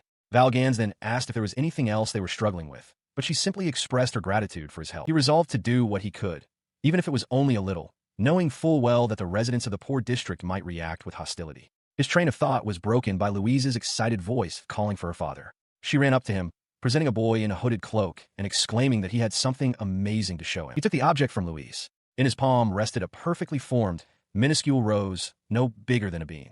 He stared in disbelief, wondering what this bean-like thing was. It couldn't be a rose. He'd never seen one so tiny. The hooded boy spoke up, explaining that he had made it for the young lady as a token of thanks for the sweets. He clarified that it had originally been an ordinary rose. Valgans's gaze shifted to the orphanage's courtyard, where a large, vibrant rose bush stood. The pieces clicked into place. The boy must have intended to make a pressed flower of that size, but failed, inadvertently creating the miniature marvel instead. The matron leaned in and quietly explained to Valgans that the boy couldn't use general magic. Instead, he possessed a unique magic that allowed him to shrink things. Stunned by this revelation, Valgans turned his full attention to the boy and asked for his name. The boy pulled back his hood, revealing a young, earnest face with short, dark, spiky hair. He stated his name was Carl, and that he had no family name. Valgans's eyes widened in shock and recognition. The boy stood with a bead of sweat on his temple, looking utterly perplexed. But within Valgans's mind, the connection was undeniable. The dark hair, the dark eyes, they matched the features of the young fan from that day. There was no mistake. This child was the assassin. He struggled to reconcile this with his knowledge of the game. He had never heard of Carl possessing such a unique magical ability. As he contemplated this revelation, a plan began to form. He called out to the boy, "All right, Carl," to which the child eagerly replied, "Yes." With a sudden, confident grin, he formally introduced himself. "I am Wolfgang Santer," he declared, his voice full of purpose. He then announced his grand, unexpected plan to both Carl and a wide-eyed Louise. "We're going to get this whole group involved and start a business." Valgans addresses the young boy, Carl, and the matron, explaining his presence. He reveals that he was personally seeking a method to shrink objects to fulfill a specific wish. He demonstrates the result of his search, a minuscule rose resting in his palm, explaining that Carl's magic is the key to this phenomenon. Valgans notes that for this power alone, the Santer family would be willing to take him in. The other orphans murmur in surprise, one of them asking aloud if Carl is about to become a member of the Count's family. Carl himself remains silent, his expression unreadable. He looks up at Valgans, hesitantly beginning to speak, but Valgans cuts him off with a simple, firm confirmation. Valgans elaborates, stating that he anticipated this reaction. He had deduced that Carl's involvement with the Assassin's Guild was a desperate attempt to provide for the orphanage and protect those he cared for. His words paint a grim picture of reality. For an orphan in the slums, the only path to significant wealth is through high-risk, illicit activities like assassination. He reveals that the Earl had been paying Carl's associates, trapping them in a cycle of dependency. He concludes his reasoning, considering Carl's predicament. If the boy is tormented by the thought of abandoning his friends, then there is only one logical path forward. With that, Valgans presents his proposal. Carl can use his unique power to start a business, creating employment for all the children. The orphanage matron immediately steps forward, offering to provide the necessary capital for the venture. The boy stares, bewildered by the offer. He repeats the idea back to them, questioning if his magic could truly create a place where everyone could work. Valgans confirms with a confident smile. He adds that in the future, he will want to purchase more than just the products of Carl's magic, hinting at a broader partnership. He explains his plan to survey the unique skills and magic of the people in the orphanage and the surrounding slums, hoping to connect them to new business ventures. Carl, taken aback but resolute, quickly agrees. The idea immediately sparks excitement among the orphans. One boy proudly declares he's a fast runner, while a young girl clutching a doll shyly offers that she could do a bit of sewing. The enthusiasm spreads through the group. Another child boasts about his singing ability, while others ponder their own talents. The matron watches over them, a warm, hopeful expression on her face. He turns to the matron, his tone growing more serious. He explains that while he is not opposed to her seeking donations from his shrine, he believes it would be far better for the children to find a path towards self-sufficiency. To that end, he formally requests her assistance. He asks to borrow her extensive knowledge of the local area and for her to act as an intermediary with the nobles who manage the Heine district, stating his intention to start a business there for all of them. The matron closes her eyes, absorbing the weight of his proposal. After a brief pause, she opens them with renewed determination and agrees, formally addressing him as Count Santer. She then elaborates on her commitment, stating that since he has clearly considered the matter so deeply, she and the other shrine priests will offer their utmost cooperation. She vows to persuade any elders who might resist such a new venture. With their agreement solidified, Valgans thanks the shrine priestess. Standing outside with Carl and the children, He prepares to announce the next step in his plan. His attention then shifts directly to Carl, whom he informs that he would like to borrow him for a while at his estate. The young man is stunned into disbelief by the request. Before Carl can fully process the shock, Valgans leans in with a confident smile. With Louise now peeking out from behind the young man's legs, Valgans clarifies his intent. He wants to commission a job, declaring that he will be Carl's very first client. He assures the boy that, of course, he will be properly compensated. Still struggling to process the offer, Carl stammers, asking if this is truly happening. Valgans had already explained the terms to the orphanage matron, stating it was only natural to pay for Carl's skills and that a formal contract would be verified by the shrine. The matron had readily agreed, accepting the arrangement under the authority of the Godwall. With the formalities settled, he turns back to Carl and asks him to come with him. Overwhelmed, the boy immediately accepts the invitation, his fist clenching with determination. His acceptance sends a ripple of excitement through the other orphans. They crowd around him, wishing him luck on his new job with the Earl and asking for sweets as a souvenir. The matron smiles, telling him to do his best. Amid the cheerful noise, Louise looks up at her father, her eyes wide with excitement, and asks if Carl is really coming to their house. Valgans confirms that he is. He then lifts his daughter into a warm embrace, praising her enthusiastically for doing such a wonderful job finding Carl. She beams, telling him that with Carl's help, his wish will finally come true. Valgans agrees, crediting the success entirely to her, which makes her gasp in delighted surprise. His smile becomes slightly strained, however, as he privately considers the consequences of his actions. He realizes that since he made this decision without any consultation, Christoph will surely scold him later. Pushing the thought aside, he turns to the group and announces it is time to leave. A nervous Carl steps forward, trying to get his attention by formally addressing him as Lord Earl. He anticipates the boy's concerns, reassuring him that while he appreciates the consideration, there is no need to worry. He promises Carl that he will not be scolded and will have no regrets. The sincere words overwhelm the young man, bringing tears of gratitude to his eyes. He was brought to the Lehman ducal estate that day. While some might have considered him a pseudo-servant, his new master was prepared to do anything within his power for him. At the entrance, Christoph and the household maids looked on as their lord's new ward arrived. Upon his arrival, the staff immediately set to work, giving him a thorough and somewhat overwhelming bath. The maids were shocked by the state of his clothes and the sheer amount of dirt that came off him. Meanwhile, Louise excitedly burst into her father's study. She called out to him, urging him to come and see how wonderful Carl looked now that he was all cleaned up. He looked up from his work, acknowledging her as she and a freshly groomed Carl stood before his desk. Looking the boy over, Valgans remarked that he looked much more refreshed, noting that it was fortunate Marcus had left some smaller clothes behind. A flustered Carl asked if he looked strange, but Louise quickly chimed in with a bright smile, declaring that he looked very handsome. Her father smiled warmly, agreeing that the clothes suited him well. Overwhelmed by the praise, Carl could only manage a quiet, blushing word of thanks. His expression then turned serious as he addressed Carl directly, stating that there was something he needed to ask. The sudden shift in tone caught both Carl and Louise by surprise. Sensing the shift to a more serious topic, Louise decided to excuse herself. With a cheerful farewell, she announced she was returning to her room, leaving her father to watch her depart with a thoughtful expression. Now alone with Valgans, Carl stood nervously before the desk. Valgans reflected internally on the constant surprises of the day, noting how both Louise and Christoph had been watching the situation with a mixture of casualness and concern. Finally, Carl broke the silence, asking what his new master wished to discuss. In response, Valgans leaned forward, a regretful expression on his face as he began to explain. He confessed that bringing Carl to the estate was not merely about a job. It was to protect him, as he suspected Carl had some involvement in the area lock incident. He began his inquiry, asking Carl directly if he had recently worked a job carrying items for an adult man. Carl confirmed it, and Valgans's expression sharpened, realizing he was on the right path. The boy explained that a man named Herman had offered him money to assist with a job using his magic. A memory surfaced for Carl. He was tasked with carrying cargo and keeping watch, using his magic to shrink the items. He recalled that Herman, who was initially kind, grew progressively more demanding over time. His face clouded with the recollection. He explained to Valgans that despite being forced to use a great deal of magic, he was never paid.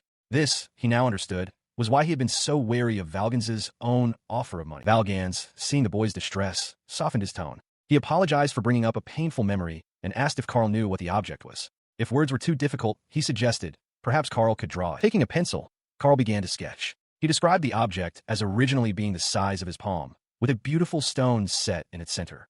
With his magic, he had shrunk it down to the size of his pinky nail. The drawing was then presented to a group of officials. An older man with a prominent mustache and another stern-faced officer examined the sketch with grave intensity. The mustache man, a magic tool master from the International Research Organization, looked up. He declared with confidence that the drawing depicted a newly developed communication magic tool. He elaborated further, explaining that the device in the drawing was one of a pair. It could project an image that its counterpart could receive, functioning as a one-way visual communication system. Valgans absorbed the information, his expression grim. He hadn't realized modern magic tools were so advanced. The implication was chilling. If this tiny transmitter had been secretly sold to those behind the area lock, he watched as the magic tool master, sweating profusely, declared that Carl was an imposter. A murmur went through the room as the expert quickly added that, despite the deception, the small size of the device itself was not unusual. The official standing beside Valgans then spoke, noting that the act of shrinking an object with magic was so uncommon it had been a blind spot. He theorized that with a receiver, one could secretly observe the decryption method. The accusation left Carl stammering, questioning if they meant him. Seeing the young man's distress, the official softened his approach. He gently placed a hand on Carl's head, reassuring him that it was all right, and asking if he had simply been forced to do something without knowing its true purpose. He continued in a calm voice, informing Carl that he would be asked many questions, but that he only needed to answer them honestly. Looking up with a mixture of surprise and relief, Carl readily agreed. The merchants involved in the incident had all used the same phrasing, claiming their goods were handled by the Jirhite Transport Company. Every package sent through them was secured with a device known as an area lock. Valgans reviewed the details, his brow furrowed in thought. The area lock itself wasn't the issue. That much was obvious. The problem, he mused, was that the method to disarm it had been leaked through skimming, a concept familiar from his past life. His understanding of the device was clear. An area lock could only be disarmed by a specific person or by reciting a phrase set by the sender. However, a particular setting existed that was being targeted, one that allowed any red-haired person to disarm it. This was the vulnerability that had been exploited. Meanwhile, the magic tool master recounted his experience, his expression troubled. He confessed that, in hindsight, something felt strange about that stubborn man, Herman. Despite the circumstances, he had felt the man was a good guy. He continued explaining to another official that Herman had told him something very good will happen to you, and instructed him to pass the message to his customers. Without suspicion, he had complied. He added that, according to merchant testimony, Herman appeared to be using a charmed magic tool. With this testimony, tracking Herman became a simple matter. A unit of the First Night Order moved swiftly, kicking down the door to his suspected location. "Open up. First Night Order," one of them bellowed. But by the time they broke in, it was too late. Herman, who had been hiding in the castle town, lay dead on the floor in a pool of his own blood. Back in his study, Valgans felt a rising frustration, wondering if he was being led on a wild goose chase, when a sharp knock sounded at his door. Peeking through the now open doorway was Louise, her eyes wide with curiosity. "Did you call for me?" she asked. Still seated, Valgans replied, "Ah, Ruru, I'll be right there, so just wait a moment." She questioned his words, wondering what he meant by right there. Deciding to enter, she announced, "Excuse me," as she pushed the door fully open. Inside, however, it was not her father who greeted her, but Christoph, who stood beside a flustered young man holding a small box. "Master, my lord," Christoph announced. The young man bowed his head slightly, declaring, "I've kept you waiting." He presents a small box, explaining to Valgans and Louise that after several failures, he finally succeeded. Valgans, with a gentle smile, encourages his daughter, whom he calls Ruru, to open it. Louise looks up, surprised, asking if the gift is truly for her. As she lifts the lid, a faint light gleams from within, revealing an ornate, circular pendant resting inside. Louise gasps at its beauty, exclaiming how lovely the pendant is. The young man points to a small clasp on its side, demonstrating that it can be opened. With a soft click, the locket opens to reveal a tiny, detailed portrait of her family. She sees her father, her mother, and a younger version of herself. Her eyes widen in astonishment as she recognizes them all. She realizes with a jolt that the painting was commissioned 2 years prior, when she was only 4. A wistful thought crosses her mind. How wonderful it would be to have a new portrait taken with both her mother and father now. Watching her reaction, Valgans smiles warmly. He explains that he and Christoph had been thinking the same thing, that it was a shame they didn't have a portrait of her at 6 years old. He continues, revealing that he had Carl miniaturized the painting so it could be placed in the pendant, allowing her to always be with them. Overcome with emotion, Louise's eyes well up with tears as she thanks her father profusely. Her gaze then shifts to the young man, her face beaming with pure gratitude. "Thank you, Carl," she exclaims. The boy, Carl, freezes, his expression one of complete shock. Clutching the locket tightly, Louise vows to treasure it forever. Carl, flustered, stammers that he merely performed the miniaturization. He turns his head away, a blush creeping up his neck. He thinks to himself, quietly pleased, that he is happy his magic could be of use. Still flustered but pleased, he watches as Louise turns to her father, the locket held tight. She eagerly asks Valgans if she can show her new treasure to everyone, gesturing towards the smiling maids. With a warm, gentle expression, Valgans gives his permission, telling her to go and boast about it as much as she likes. Her face alight with pure joy, she beams and declares, "Yes, I'm off, Otisama," before turning to leave. The moment she is gone, Valgans's composure breaks. He clenches his fist in sheer delight, exclaiming that he has just received the most precious smile imaginable. His sudden, emotional outburst leaves both Carl and Christoph wide-eyed with shock. He quickly regains his composure with a slight cough, turning his attention back to the young man.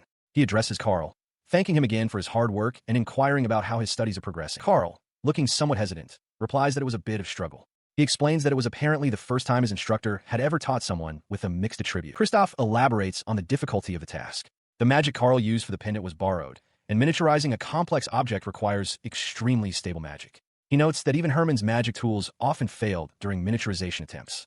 To achieve the necessary stability, Carl had to seek out a magic instructor and dedicate himself to his studies. The instructor concluded that Carl was only able to perform the miniaturization magic because he possesses a rare mixed attribute of water and earth. Valgans listens thoughtfully, remarking that it can't be helped. He reassures Carl, explaining that while a single attribute is common, a mixed one is rare, making it an unusual case for any teacher. He holds up the locket, stating that it was only because Carl was the first to attempt and succeed with this method that the gift was possible at all, and that there is no need for him to apologize. He offers his sincere thanks once more. When Valgans asks if Carl is happy too, the young man blushes deeply, affirming with a wide smile that he is glad the young lady was so pleased. As Valgans watches, he notes Carl's genuine smile. His gaze shifts, a subtle, knowing smile on his lips. This, he thinks to himself, is a good trend. His plan for the former assassin, Carl, was multifaceted. Carl would be taught magic, he would be given assistance in the slums to prevent him from straying, and ultimately, he would be turned into a loyal ally. The first step involved Carl acting as a tutor for Louise, a task he undertook with surprising earnestness. Reporting to Valgans, Carl was overcome with emotion. Valgans acknowledged that solving the slums problems was a monumental task, but as a start, he promised to find a proper teacher for Carl. With a word of thanks for the report, he dismissed the young man, telling him to go and play with Louise. As Carl departed, Kristoff entered the office, remarking on what a good child Carl seemed to be. He noted that Carl was studying diligently, likely driven by a powerful desire to help the other children from the slums. Valgans then inquired about the investigation in the slums. Kristoff gave a sly wink, reporting that they had yet to find suitable personnel. He explained their criteria: people who were quick-witted, dexterous, and physically capable. The challenge, he added, was that those with special skills couldn't be offered high pay, so they were still adjusting their recruitment strategy. He continued his report, stating that the current expenses for the investigation and education were substantial. However, Kristoff was confident that if they could successfully train and employ these individuals, the initial investment could be recouped within a few years. He assured Valgans they would provide wages appropriate to the work. The financial burden caused Valgans to clutch his head in frustration, though he felt relieved he had sold the expensive pot to generate funds. Just then, Marcus burst in, enthusiastically asking to be part of the project.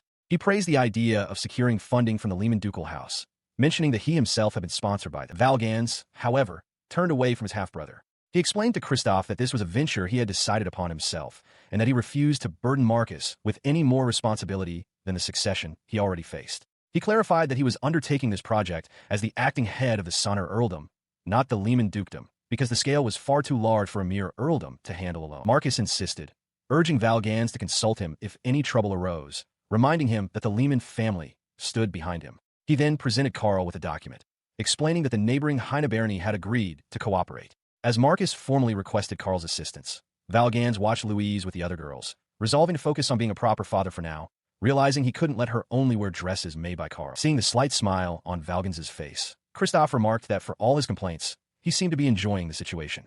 Valgans paused, then conceded with a thoughtful expression. He admitted that he found it deeply fascinating to see how both Carl and the town would develop from this point forward. His smile widened as he fully admitted it to Kristoff.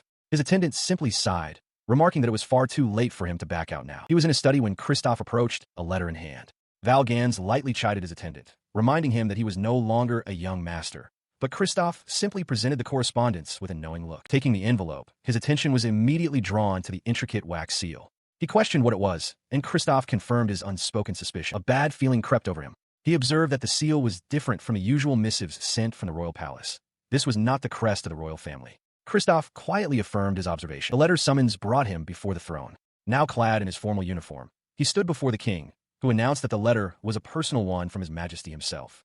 The unexpected directness of the summons left Valgans wondering why he had been called. In the grand throne room, Wolfgang Santo kneels before the assembled court. With his head bowed and a hand over his heart, he formally announces his presence as the acting head of the Lehman Ducal House, summoned by His Majesty. He expresses his profound gratitude for being granted an audience with the king, whom he addresses as the son of the kingdom. From his ornate throne, the king smiles warmly, acknowledging the acting Duke Lehman and welcoming him. Despite the warm reception, Valgans internally seethes with annoyance, wondering why he has been subjected to such a formal and public ceremony. His mind flashes back to a more chaotic scene, his daughter Louise and other young girls swarming him, demanding his attention. He recalls his desire to escape the reality of the recent monster attack at the Fisher estate and the ensuing complications. The king's voice pulls him back to the present. His Majesty begins to list Valgans's recent achievements, praising him for crafting a barrier stone for the area rock and for preventing the initial wave of damage during the attack. He continues his praise, noting that Valgans's words have brought comfort to the populace and that his joint development of the Kyohu pump has been widely beneficial. The king also commends his recent work with Baron Heine to improve the capital's residential district. Valgans listens with his head bowed in humility. For these meritorious services, the king declares his intention to bestow a peerage upon him. As Valgans looks up, startled, His Majesty adds that after the ducal succession is finalized, it would be fitting for him to be known as Marquis Saunter. Panic grips him. He internally screams for them to wait, that he doesn't want a promotion. He realizes with horror that a higher rank makes him a more likely candidate for the crown princess's hand in marriage, a development that perfectly mirrors the game's original, dreaded scenario. He immediately speaks, his voice firm.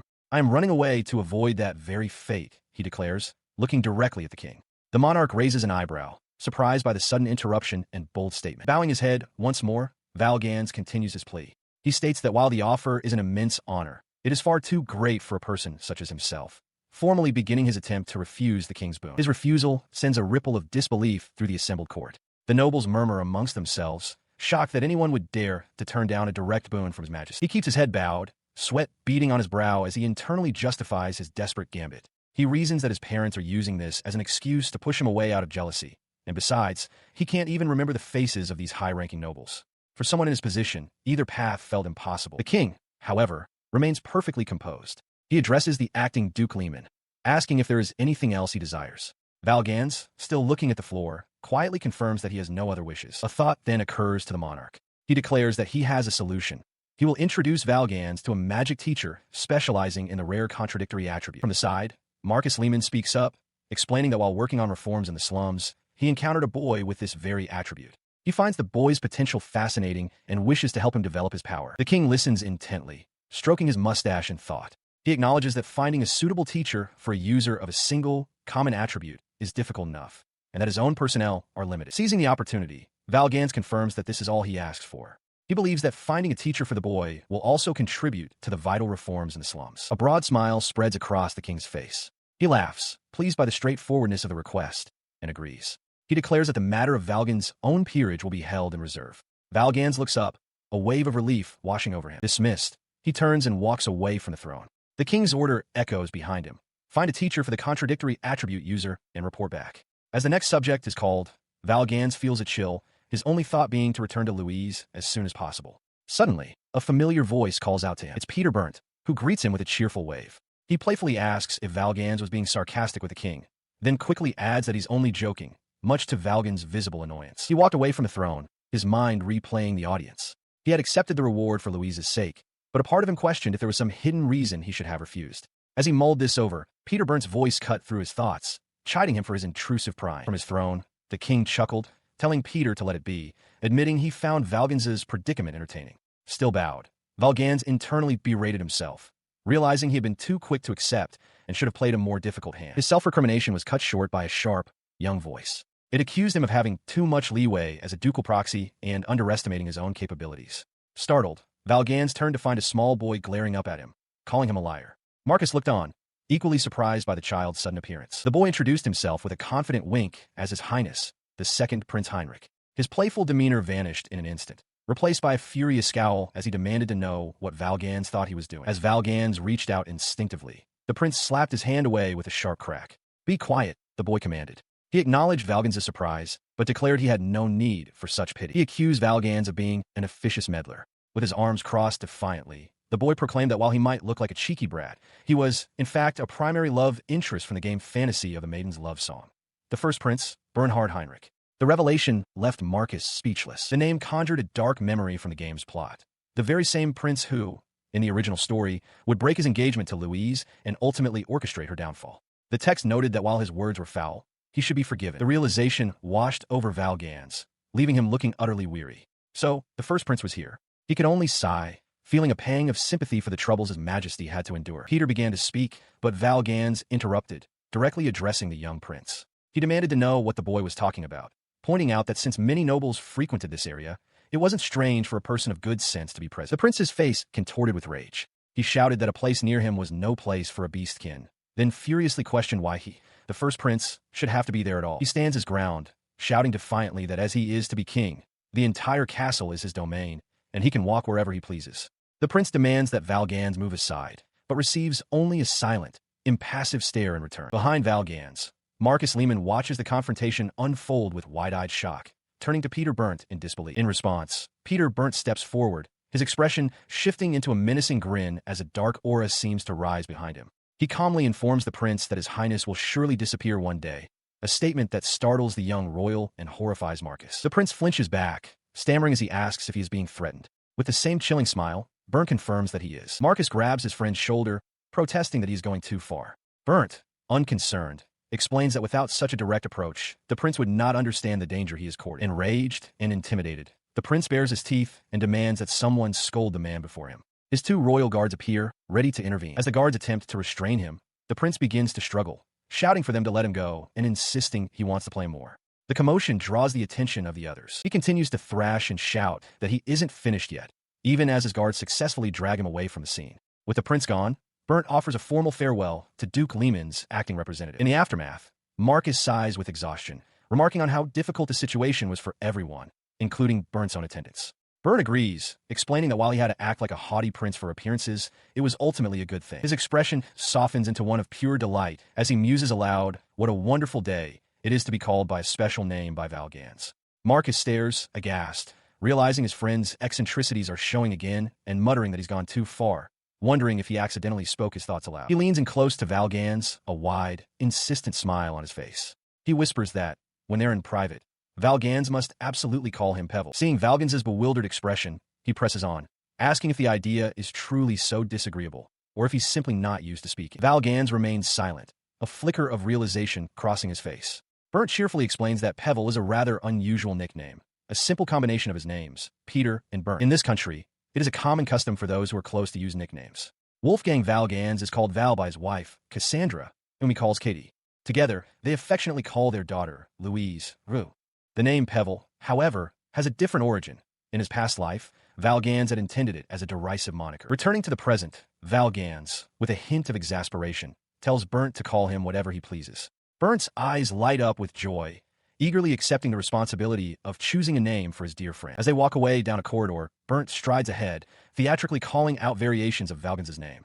He then turns, questioning if Valgans ever truly thought of him as a friend and wondering how many times he must say it. He stops, his expression softening into a genuine smile as he states simply that he wants Valgans to remember him. Pausing at a doorway, he looks back over his shoulder with a confident grin. He declares that he has no intention of ever relinquishing the title of Valgans's #1 friend to anyone else. He continues his speech, telling Valgans that his self-esteem is far too low. He claims to be fully aware of the heavy burdens Valgans shoulders and declares his intention to claim the spot right beside him, as he feels it's a shame to let it go to waste. Despite the heartfelt declaration, Valgans's expression hardens into one of absolute distrust. In response, Burnt simply lets out a soft, knowing chuckle. He listened as Peter Burnt's voice filled the carriage, the man expressing his pleasure at their conversation as the vehicle rumbled along. As the carriage came to a halt, Burnt turned to take his leave.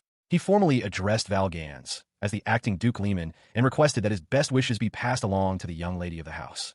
Valgans watched him go, a deep unease settling in. He couldn't comprehend why Burnt spoke to him in such a peculiar manner, questioning if this behavior stretched all the way back to their time at the academy. He had to admit, being around the man, whom he called Bell, was deeply unsettling. Alone now, he mulled over the encounter. Burnt's grand way of speaking, his overly familiar tone, it was all unmistakable. He realized with certainty that even without seeing his face, he would recognize that voice as Pevel. A plan began to form in his mind. He would confirm his suspicions upon returning home. As his carriage pulled away from the estate, he decided on a course of action. He would consult the Noble Directory, a comprehensive illustrated guide containing the portraits and profiles of the kingdom's aristocracy. By cross-referencing the information within, he could perhaps sketch the man's face and confirm his identity. And so time passed. Louise turned 7 years old, and Marcus successfully graduated from Klegel Academy, officially becoming an adult. With this milestone, Valgans's duties as the acting duke were finally concluded. Despite this, Valgans found himself buried under a mountain of paperwork. He thought to himself that while his official duties were over, he still had to prepare for Marcus's debutante ball, where he would serve as the acting duke.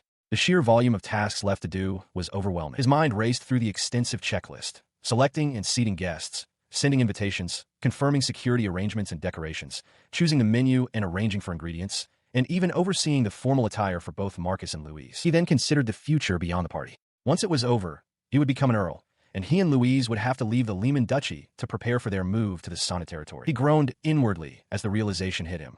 On top of all these preparations, his usual work and matters concerning the slums continued to pile up relentlessly. His expression hardened with resolve. He acknowledged that these were tasks typically managed by the lady of the house, but since they fell to him, he would see them done. He tapped his pen against the desk, a quiet declaration of his intent. Just then, the door to his study creaked open. Louise peeked inside, calling out to her father. She asked permission to enter, then timidly inquired if he was busy. His weary expression vanished instantly, replaced by a radiant smile. He felt his fatigue melt away just at the sight of her. Brushing his hair back, he assured her that he was just about to take a break and warmly invited her to have some tea with him. She stood before his desk and tentatively asked if there was anything she could do to help, noting that the preparations were for her Uncle Marcus's celebration. Valgans looked at his daughter, a thoughtful expression on his face as he considered her earnest offer. He explains to Louise that the upcoming occasion, Marcus's debutante ball, is a special one. Any misstep would reflect poorly on the entire Lehman ducal house. Therefore, he has arranged for a manners tutor to ensure she can greet all the guests with perfect decorum. Louise looks up at him, her expression serious and determined. He then asks if this will be her first time attending such a grand evening party. He clarifies that since she will be present at the debutante ball, she will be expected to conduct herself as Louise Santer, the daughter of a count. Louise recalls a past social event. She remembers Countess Fisher looking radiant and remarking on how dazzling high society appears, while young Emma Fisher beside her admitted that she was actually struggling and asked for guidance. The memory fades as Valgans continues his lesson on etiquette. He explains that within high society, women have their own distinct social circles and rules. He specifically instructs Louise that she must be the one to approach and speak with Emma. He immediately corrects himself, clarifying the rigid social hierarchy. Emma Fisher, as the daughter of a marquis, holds a higher rank than Louise, the daughter of a count. Because of this difference in status, Louise must wait for Emma to initiate any conversation. This rule of etiquette gives Louise pause. She reflects on how Emma has always been kind and considerate, likely at the behest of Countess Fisher, and understands she must be careful. As she is lost in thought, Valgans gently calls her name. He misinterprets her silence, asking if she regrets becoming a count's daughter. He lists the potential perks, studying with a tutor, wearing beautiful dresses and jewels, and perhaps even marrying a prince one day. Surprised by his line of questioning, Louise simply replies, no. She then clarifies her position with heartfelt sincerity. While she admits that studying is enjoyable and that she would be happy to have pretty dresses and jewels, her greatest wish is simply to be the daughter of the Sonnet family. Her earnest declaration, delivered with a radiant smile, leaves Valgans utterly speechless. Her expression shifts to one of concern as she continues, stating plainly that she dislikes the prince. She recalls Emma mentioning that even she has heard the unpleasant rumors circulating about him. Hearing this, Valgans's tension visibly melts away into a gentle smile. He admits he was worried, explaining that for her sake, he had refused to continue as acting duke and even turned down a higher peerage, fearing it would be too confining for her. He then asks what it was she wanted to discuss. Louise looks up at him and asks if she can listen to him while he works. Her previous question about his work sent a jolt through Valgans. As he sipped his tea, his mind twisted her concern into a completely different inquiry. Was she asking for a new mother? The thought was so startling that his hand trembled, setting the cup down with a sharp clink. He turned to face her, clasping his hands together with a strained smile. Flustered, he asked why she would even think to ask such a thing. She looked back, confused by his reaction. Louise explained that since her father was so busy, and having heard from her tutors that the master and mistress of a house performed their duties together, she was simply concerned. Her reasoning continued, as she wondered aloud if, with the lady of the house gone, he would need to welcome a new one to help manage everything. She looked at him earnestly, asking what he planned to do. At last, understanding dawned on Valgans. A gentle smile replaced his worried expression as he patted the cushion beside him, calling her over. Ruru, come here. Beaming, she happily scrambled onto the sofa to join him. As she settled in beside him, he gently patted her head. I'm sorry for worrying you, Ruru, he said softly. He then began to explain the source of his heavy workload, reassuring her that while he was swamped now, things would calm down once Marcus Lehman took over the family's affairs at the academy. He then paused, adding that there was something else to discuss. His tone grew more serious as he told her that he wanted to prioritize her feelings above all else. The earnest declaration caught her by surprise, and she could only think, mine? He elaborated, acknowledging that as the head of a noble house, there were certain unavoidable decisions he might have to make, such as welcoming a successor wife. However, he stressed that he had no desire to do anything that would make her unhappy. Leaning closer, his gaze intent, he put the question to her directly. Ruru, what is it that you want? She looked up at her father, her expression earnest, and finally voiced her own question in return. Is a new mother necessary? Her question hung in the air as she fell silent, her gaze unwavering while she gathered her thoughts. She then clutched a locket that hung from her neck, its surface glinting. She began hesitantly, This might be selfish of me, but looking directly at Valgans, she laid out her thoughts with surprising clarity. She requested that he be the only father she has, at least until she turns 10. After that age, she explained, she would need to prepare to become an adult woman, and since he is a man, there are things he wouldn't understand. It was for that reason, she concluded, that she wanted him to consider a new mother for her once she reached 10 years of age. Valgans's expression grew somber as he listened, his thoughts turning to his late wife, Katie. As he did, Louise's small hands tightened their grip on the locket. She knew, with a maturity beyond her years, that putting her own feelings first was perhaps the most difficult thing to ask for in this country. For a noble lady, turning 10 marked the beginning of preparations for a full-scale social debut. It was a time for cultivating knowledge, polishing one's appearance, and building a healthy body to navigate the treacherous waters of high society. To have a perfect mother figure as a guide was paramount, a role Valgans knew would be difficult for him to fill alone. Overwhelmed, he pulled his daughter into a fierce hug. He was astounded that Ruru, so young, could be so perceptive. A wave of joy washed over him, realizing what a wise child she had become. He had never wanted her to feel she had to suppress her own desires for the sake of their house. He held her tightly, his eyes squeezed shut. "Father," she murmured. He recognized this feeling as his own ego, a remnant of his past life that he couldn't seem to shake, even in this new world. He apologized softly. "I'm sorry, Ruru. Don't cry, father." Looking up at him from the embrace, she reassured him, "I'm not pushing myself. Because father is here." She holds him tightly, her eyes closed in blissful contentment. In this moment of profound connection, she makes one final, heartfelt request, that until she turns 10, he will remain her father, and hers alone. At a lavish party, Marcus Lehman is formally presented to the assembled nobility. The hall buzzes with conversation as guests, including a smiling Emma Fisher and her mother, mingle and observe the proceedings. A maid tends to a table laden with food and drink, ensuring the celebration runs smoothly. Watching the successful debut, Valgans is overwhelmed with emotion. Tears of joy stream down his face as he clenches his fists in triumph, exclaiming that they have finally managed to get through Marcus's official presentation. Later, in the quiet of a room, he reflects on the whirlwind of the past half-month, admitting his memories are a blur from sheer exhaustion. He pours himself a glass of wine, remarking that he hadn't had a single drop during the party and that while wine is good, beer would be more fitting for such a moment of relief. He raises his glass, not for himself, but to toast another. Clinking it gently against a second glass, he speaks to a locket on the table bearing a portrait of his late wife. He congratulates Katie on her graduation from being the acting duchess, telling her she did a wonderful job. His thoughts drift to the king and Prince Heinrich. He recalls the moment the young prince appeared at the party, admitting that he nearly collapsed from shock. It wasn't the king's presence that would have been the issue, but the prince's. He considers the political structure. The Lehman House is one of the 5 great ducal houses alongside Berndt, Muller, Fisher, and Brown. It is customary for the new head of such a house to extend an invitation for their debut to the king himself. He had been so focused on the protocol of the king potentially attending as a proxy that the possibility of the prince coming instead had completely blindsided him. The memory alone makes his heart race, and he mutters that it's bad for his health. He recalls that after an incident a year ago, Prince Heinrich has become quite attached to Marcus. Though the prince now puts on a regal front to hide his bratty nature, Valgans knows the boy's true character. Pushing those worries aside, he gazes at Katie's portrait again. He tells her that Ruru's dance was perfect and that her new dress was incredibly cute, earning many compliments. A wave of sadness washes over him as he expresses his wish that Katie could have been there to see their daughter's growth. His reverie is broken by the memory of a recent conversation with Louise. She had asked him to think about finding a new mother for her once she turns 10. The thought makes him sigh heavily as he contemplates the prospect of a second wife and wonders what he should do. He stood in his study, his voice quiet as he addressed his brother-in-law. "Marcus, is this all right?" Across from him, Marcus held up a bottle, confirming that he had been drinking with his brother-in-law. Marcus smiled, congratulating Valgans on his successful debut and remarking on how well-received he was by the ladies. He teased that while he himself was handsome, Valgans was the one truly surrounded by women at the Berndt ducal house party. He continued his praise, formally congratulating him as the new Duke Lehman. Marcus pointed out that the noble ladies were undoubtedly targeting his new position before chiding him gently to stop addressing him so formally. Valgans seemed taken aback by the entire exchange. Marcus's tone then shifted, explaining that since Valgans had now inherited the title of Duke Lehman, it would be strange for him to continue living in the ducal residence. He was being moved out. From his seat, Valgans looked up, his expression serious. "Can't that be stopped?" he asked. The question hung in the air, leaving Marcus momentarily speechless. Flustered, Marcus questioned his reasoning. He argued that there shouldn't be any issue with his departure, reminding Valgans that Christoph, a loyal retainer of the Lehman ducal house, was still there to support him. A tense silence fell between them. Valgans remained quiet, his gaze lowered, while Marcus watched him, waiting for an answer. Suddenly, Valgans's composure shattered. With tears welling in his eyes, he looked up, his face a mask of desperation. "I'm lonely," he cried out.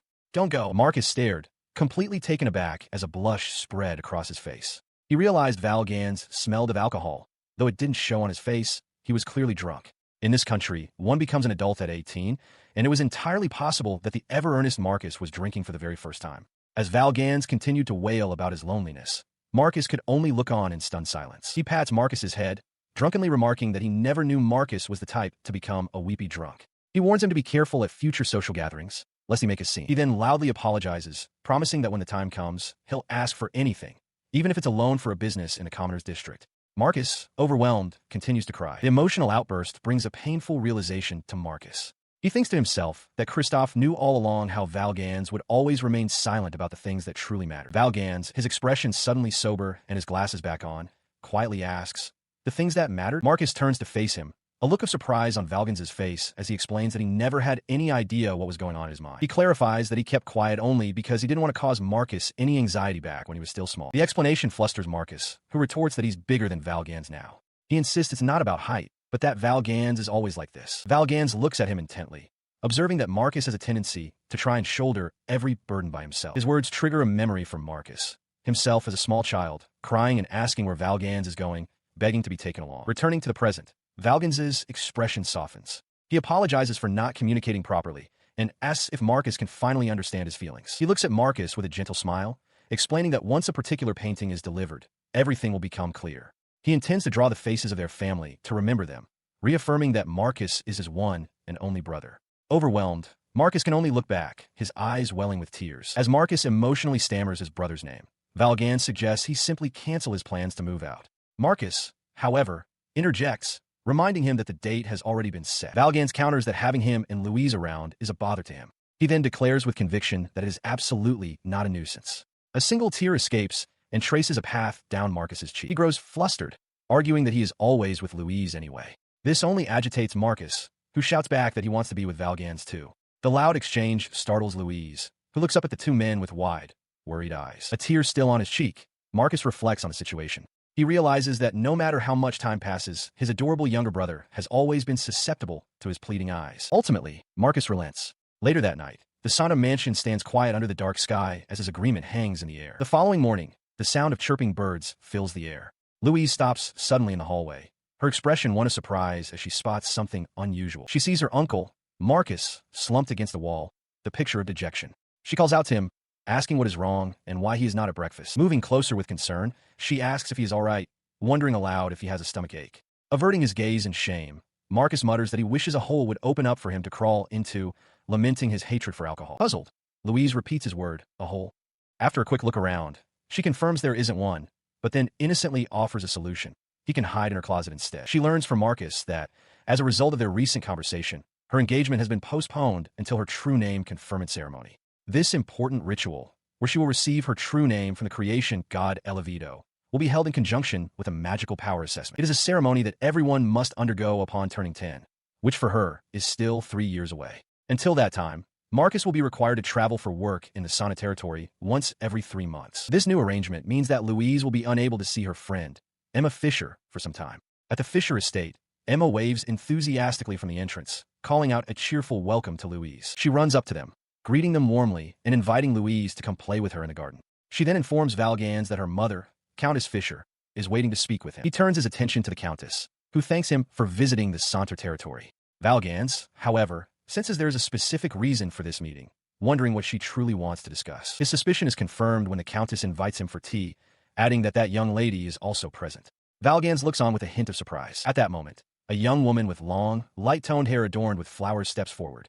With a gentle smile, she introduces herself as Lena Fisher, the daughter of Viscount Eugen Fisher. At a social gathering, Lena Fisher bows politely to Countess Fisher and Valgans.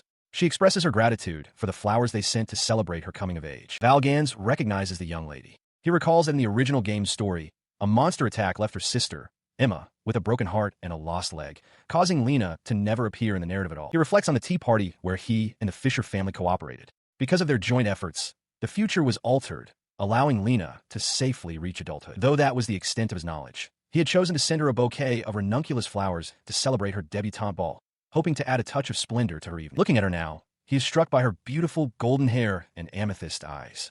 He muses that her smile feels like a ray of hope, one that might even have the power to change his own future. The present conversation resumes as Countess Fisher remarks with a smile that Lena was so delighted with the flowers. She wore them as a hair accessory to the party. A flustered Lena quietly calls out to her mother. Valgan smiles warmly, saying he's glad she liked them and mentions that he chose them with Louise.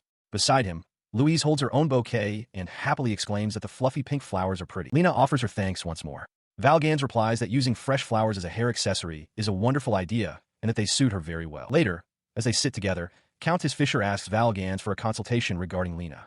Valgans explains that he must attend a ball at the royal palace the next day, an event he had planned to decline. However, the host has personally requested he guide a guest from another country. Seizing the opportunity, the Countess asks if he would be willing to support Lena during the event. He internally despairs, realizing he is terrible at socializing. To make matters worse, he admits to himself that he doesn't even have a clear memory of Lena's face to recall for the following day. He listened as Countess Fisher explained her predicament. She had originally asked her younger brother to accompany Lena, but after an injury, he was unable to attend. She requested that Valgans simply stay by Lena's side, hoping his presence would be enough to ward off unwanted advances. The request stemmed from public perception. Onlookers already speculated about a passionate romance between Lena and Marcus. The gossip suggested that if Marcus were to steal her away from her arranged partner, it would cause a significant scandal. Lena herself looked on with a worried expression, apologizing for the suddenness of all. She confessed that she was not accustomed to evening parties and felt quite anxious about the event. Despite her anxiety, the matter was settled. Valgans formally accepted the request to look after both the Countess and Lena, much to their relief. Both women offered him their sincere thanks. His agreement, however, concealed a private strategy. He internally acknowledged his poor social skills, resolving to act as nothing more than a wallflower. His plan was simple: arrange a meeting time and merely chat with Countess Fisher until Lena returned. He suddenly burst out laughing, startling the Countess and her daughter. He declared that if his plan failed, he would simply have Peter Burnt provide support. With a booming voice, he told them to leave everything to him, just as Louise and Emma appeared, looking up at him in surprise. The group then relocated to a garden terrace.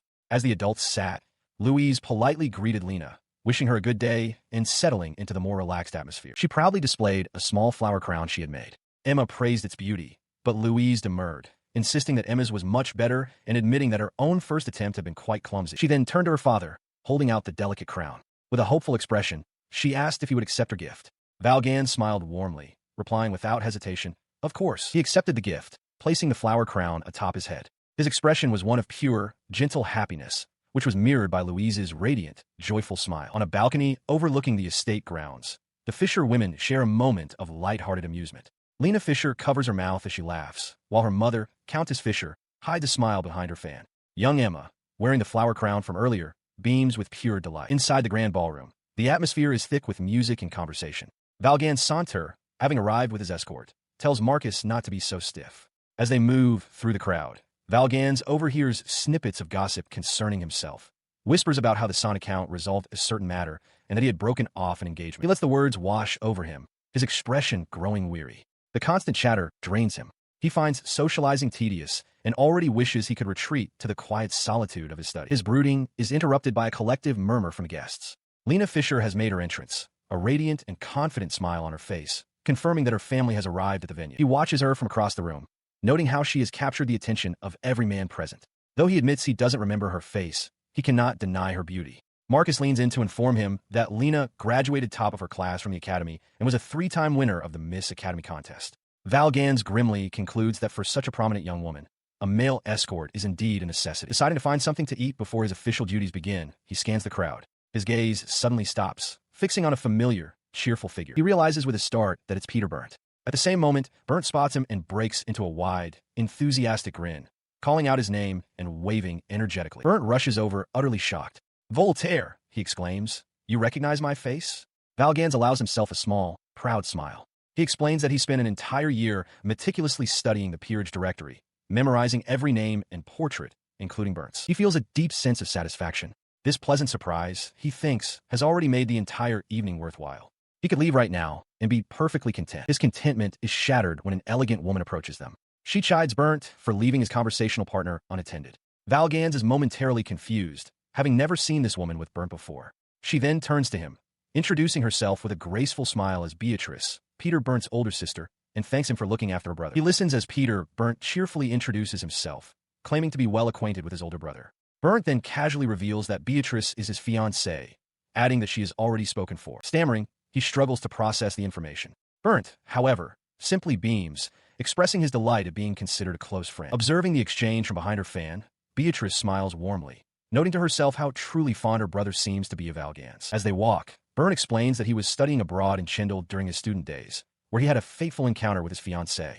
He clarifies that they only just returned to the country, which is why Valgans had never met them before. Beatrice then turns to him, asking about his own partner, who she heard was 9 years his junior. The specific age difference strikes Valgans with sudden force. The idea of a student aged 15 to 18 having a fateful meeting with someone so young filling him with alarm. His troubling thoughts are cut short when Burnt cheerfully announces that Beatrice's partner is a dragonkin. The revelation brings a sudden understanding to Valgans' face. Byrne elaborates that she was a priestess at the Gwald orphanage. He explains that dragonkin have lifespans 10 times that of humans and reach their youth at age 10, meaning their perception of age is completely different. As he speaks, Beatrice expresses her own happiness at seeing her brother so content. The conversation shifts, and Valgans asks Burnt about rumors of his own engagement, which Burnt denies having heard. This occurs against the backdrop of their country's law, which obligates all nobles to marry. He reflects on this societal pressure. Men are considered of marriageable age until they are 30. Since he and Burnt are the same age, that same expectation to secure a fiancé should apply to Burnt as well. With a quiet sense of finality, he closes his eyes. He understands what he must do, fully accepting the unavoidable duty that lies before him. He stood amidst the party's attendees when a frantic voice suddenly called out to him. It was Peter Burnt, looking deeply distressed as he hurried through the crowd. Peter, accompanied by Lord Fisher, quickly asked if Valgans had seen Lena. Valgans, however, was puzzled, pointing out that their scheduled meeting was still some time away. He then clarified that he had been with Lord Fisher since entering the venue and hadn't seen her anywhere nearby. The implication of Peter's panic began to dawn on him, his eyes widening in surprise. Peter's expression grew more strained as he explained the cause for his alarm. Lena had been with them just moments before, he recounted, but had vanished while he was briefly looking away. Amidst the bustling party, a visibly distressed Lord Fisher approaches Wolfgang Valgans, Saunter, and Peter Burnt. With sweat beading on his brow, he explains that he only looked away for a moment, but in that short time, his daughter Lena vanished. Wolfgang stares back, the word echoing in his mind. Vanished. His wife, Countess Fisher, calls out to him, her own expression fraught with worry. She reports that she has already checked the restroom again, but Lena is nowhere to be found. Wolfgang, now wearing his glasses, requests a full account of the situation. The Countess recounts that while she was speaking with a friend, Lena had excused herself to go to the restroom alone. She continues, explaining that she grew concerned when Lena did not return promptly. When she went to check on her, her daughter was already gone. She brings a hand to her mouth, stifling her rising panic as her husband places a comforting hand on her shoulder. Her distress deepens as she insists that Lena is not the kind of child to disappear silently. With conviction, she states that something must have happened. It is the only explanation. Seeing her state, Wolfgang addresses Countess Fisher gently. He suggests that since she is unaccustomed to such evening events, it would be best if she had someone to accompany her through this ordeal. Her husband agrees, but his voice is laced with anxiety as he points out that the time for their promised appointment is fast approaching. He looks helplessly toward Wolfgang and Peter. Wolfgang takes command of the situation. He instructs Peter to handle matters on their end and turns to Beatrice, asking for her cooperation. Beatrice smiles, fanning herself, and readily agrees, calling him Big Brother. Wolfgang concludes that they must act swiftly before the situation escalates into a public commotion. Following his lead, Beatrice approaches the Fishers with a reassuring smile. She mentions having just greeted Lena and remembers her lovely face well, offering to have the royal guards conduct a discreet search for her. The Fishers look on, their expressions a mixture of gratitude and lingering fear. Wolfgang formally addresses them, entrusting the search for their daughter to Peter and Beatrice. Lord Fisher's face hardens with grim resolve. As the group disperses to begin the search, Countess Fisher stands alone, her hands clasped tightly. In her thoughts, she pleads with someone named Angelica to cooperate with the others to find Lena, vowing that she will handle matters on her end. Far down a grand, empty corridor, Lena is seen walking away, hand in hand with an unidentified figure. Wolfgang Valgans Saunter turns to a nearby guard, his expression grim. He notes that it was fortunate Lena's parents remembered what she was wearing, as it would make the search easier. He instructs the guard to speak with the other royal guards and begin a discreet search immediately. Elsewhere in the Grand Hall, Beatrice suggests a plan to Peter Burnt. She points out that there are areas within the party that are difficult for men to enter, and that he should handle the search of the main hall. Having delegated tasks, Wolfgang decides to search the garden himself. He feels a sense of unease, thinking about the vast scale of the royal castle's night party and the sheer number of guests. He scans the area, wondering which exit leads to the gardens. Out in the moonlit garden, Lord and Countess Fisher discuss how their future has changed now that Lena is of age. Nearby, hidden among the rose bushes, a young couple shares a clandestine kiss, the woman pleading for them not to be seen. Unnoticed by all, Lena Fisher walks past them into the deeper shadows of the garden. Suddenly, Wolfgang bursts through the hedges, his sudden appearance startling the couple. The woman lets out a sharp cry of surprise as Wolfgang himself stops short, taken aback. He quickly raises a hand in apology. "My apologies," he says, averting his gaze. "Please, pay me no mind."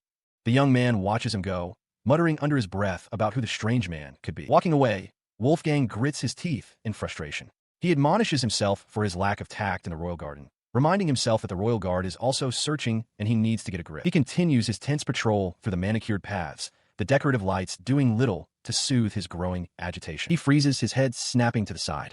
A faint sound reaches him. He wonders if it's a woman's voice, muffled as if her mouth is being covered. Is someone trying to remain hidden? In a stone alcove shrouded in shadow, the source of the sound is revealed. A man with spiky hair holds Lena Fisher tightly, his hand clamped over her mouth. He speaks in a low tone, suggesting that perhaps being seen wouldn't be so bad after all. He glares at the man, his mind racing with fury. He thinks to himself that if things go according to plan, the man will fall right into his hands.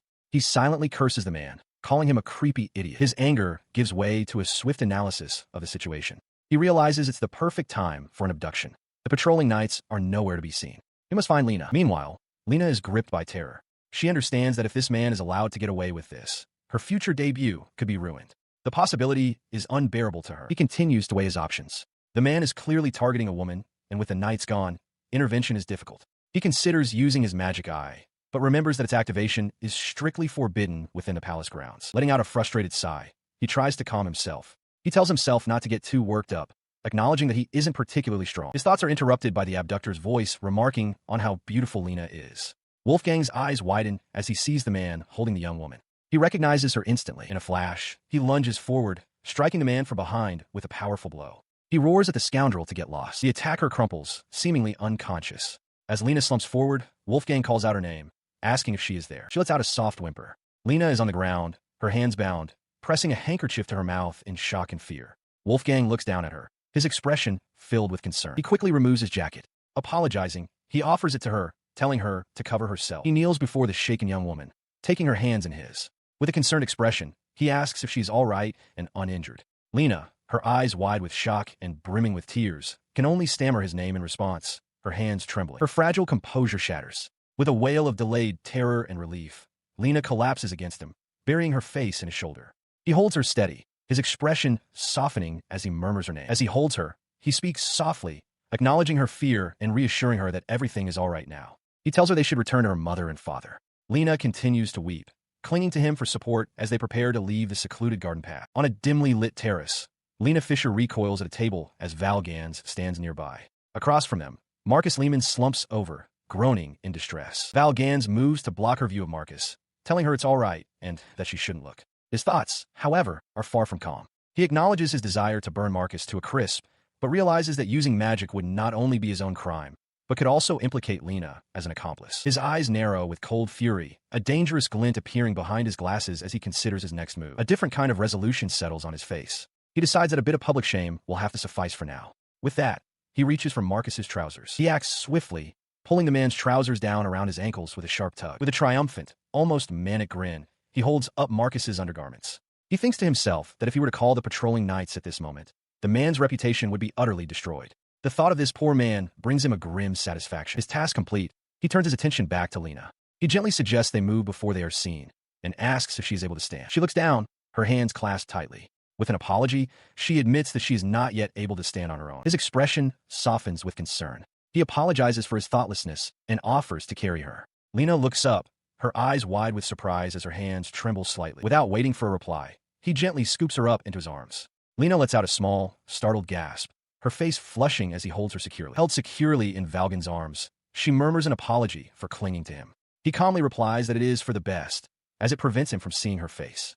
Flustered, she can only manage a quiet agreement, hiding her face against his chest. His attention is then drawn by an approaching guard, who addresses him as Lord Santer and reports that they have found Lady Lena. The guard and his companion listen as Lena explains from off-panel that she tried to stop the commotion, but the culprit bumped into her, causing her to fall and twist her ankle. She urges them to capture the man before he escapes to the back of the mansion. Val Gans takes command, ordering the guard to open a private resting room for Lady Fisher and to inform her parents immediately. As the guard moves to obey, Lena looks up at Val Gans, asking if he will help her. Her question is preempted by a panicked cry, as her mother, Countess Fisher, appears with a look of shock and calls out her name. She rushes to her daughter, who is now seated, lamenting her terrible state. Lena apologizes, and the Countess embraces her tightly, expressing profound relief that she is safe. With her daughter attended to, she turns her attention to Valgans, who has begun to depart.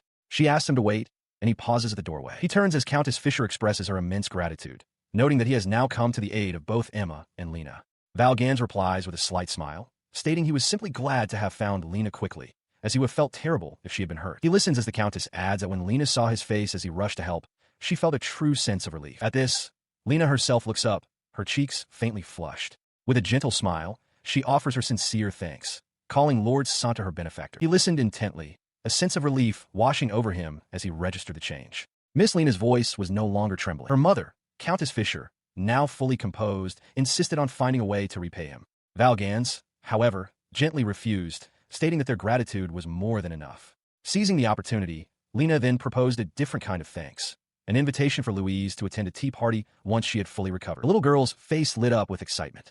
Valgans leaned down and explained to her that Lena was very fond of her, prompting an amazed gasp from Louise, who declared it was wonderful. Her delight was mirrored by Lena, who smiled warmly. She confessed her own happiness, stating that having the adorable Louise at her tea party was not a reward for him, but a personal treat for herself. As night settled over the Fisher estate, she solidified her promise, vowing to extend the invitation without fail. Later, as he walked through a quiet corridor, Valgans reflected on the invitation. He believed that the opportunity to attend a tea party hosted by one of the 5 great ducal houses would be an invaluable learning experience for Louise. His thoughts were interrupted by a cheerful greeting. Peter Byrne appeared, praising Valgans for his impressive actions. Valgans was momentarily startled to see his acquaintance, whom he knew as Pevel, while Louise, still buzzing with excitement, happily nibbled on a treat. He explained that he had just seen Valgans escorting the messengers and the royal guards, remarking that he was more than just a handsome face. Behind them, the guards themselves looked utterly exhausted from the ordeal. Changing the subject, he noted that Valgans must be hungry after the commotion. He offered an invitation, having already prepared a room nearby for them to share a light meal. The kind offer seemed to trigger a wave of self-reproach in Valgans. He suddenly remembered that his duties with the royal guard were finished, meaning he should be heading home. The realization that he had forgotten something so basic made him feel utterly useless. He flinches, utterly flustered by Peter Byrne's persistent teasing. He internally laments how much time this is taking, blaming the other man for the delay. Nearby, Louise cheerfully says her goodbyes, eager to return home quickly to be with Rue. His friend, however, simply smiles with amusement, remarking that some things never change with him. As they stand together, Byrne continues, telling Valgans that while he has been patient, Valgans acting as a substitute for Rue is not cute in the slightest. Meanwhile, in another room, Countess Fisher expresses her concern for her daughter, Lena. She notes that Lena's father will be arriving soon and asks if she's all right, offering to fetch something warm to drink or even call for a doctor. The concern triggers a memory for Lena, a moment when she suddenly found herself unable to walk. In that instant, Valgans had swept her into his arms, carrying her to safety. Returning to the present, Lena reassures her mother. She admits she was startled by the episode, but is perfectly fine now, explaining that thanks to Lord Santa, nothing bad happened. Later, sitting alone by a window, Lena clutches what appears to be Valgans' jacket. A deep blush spreads across her face as she quietly thinks his name, her admiration clearly blossoming into affection. While taking a meal, Wolfgang Valgans Santer is reminded that in 1 month, he is scheduled for a regular business trip to the Sana territory, where Marcus is currently staying. His quiet morning is interrupted by an urgent arrival. A young man with feline ears, identified as Hansel Divo, apologizes for intruding. He explains that he is one of Kristoff's 2 beastskin disciples. Valgans, sensing the gravity of the situation, asks what has happened. Hans begins his explanation by recounting an event from 4 years prior. A very young Louise had found him collapsed on a cobblestone path, ragged and injured. Though his origins were unknown and he refused to speak of them, Louise insisted on taking him in. He continues, stating that thanks to Kristoff's mentorship, he now serves as a butler for the Sana household despite his youth. With the context established, he delivers the urgent news. A report has just arrived confirming that an unregistered dungeon has been discovered near East Tiela village. The revelation causes Valgans to jolt upright in his seat, his expression filled with shock. Hans elaborates that monsters had recently begun appearing near the village, prompting the locals to hire adventurers for a subjugation mission. It was during their investigation that the party discovered the dungeon's entrance. The situation, he reports, is worsening. The number of monsters emerging from the dungeon is increasing, and the village's protective barrier stone is being drained of its magic. Hans formally requests Valgans' aid. With a hardened gaze, Valgans immediately declares that he will head to the location at once. Surprised by the immediacy, Hans asks if he means right now. Valgans confirms and instructs Hans to accompany him, telling him to have a carriage prepared. Hans quickly acknowledges the order. As he moves to depart, Valgans turns to the startled maid, apologizing for his abruptness and asking her to clear away his unfinished meal. He pauses for a moment, a dark premonition washing over him. From his past life, he recalls that for players of the game, East Tiela was a place tied to deeply unpleasant memories. Their journey takes them toward a range of distant, forested mountains. Arriving at the entrance to the East Tiela Cavern, they're met by the adventuring party, Gale's Shield. A blonde warrior named Griselda Osti steps forward to brief them.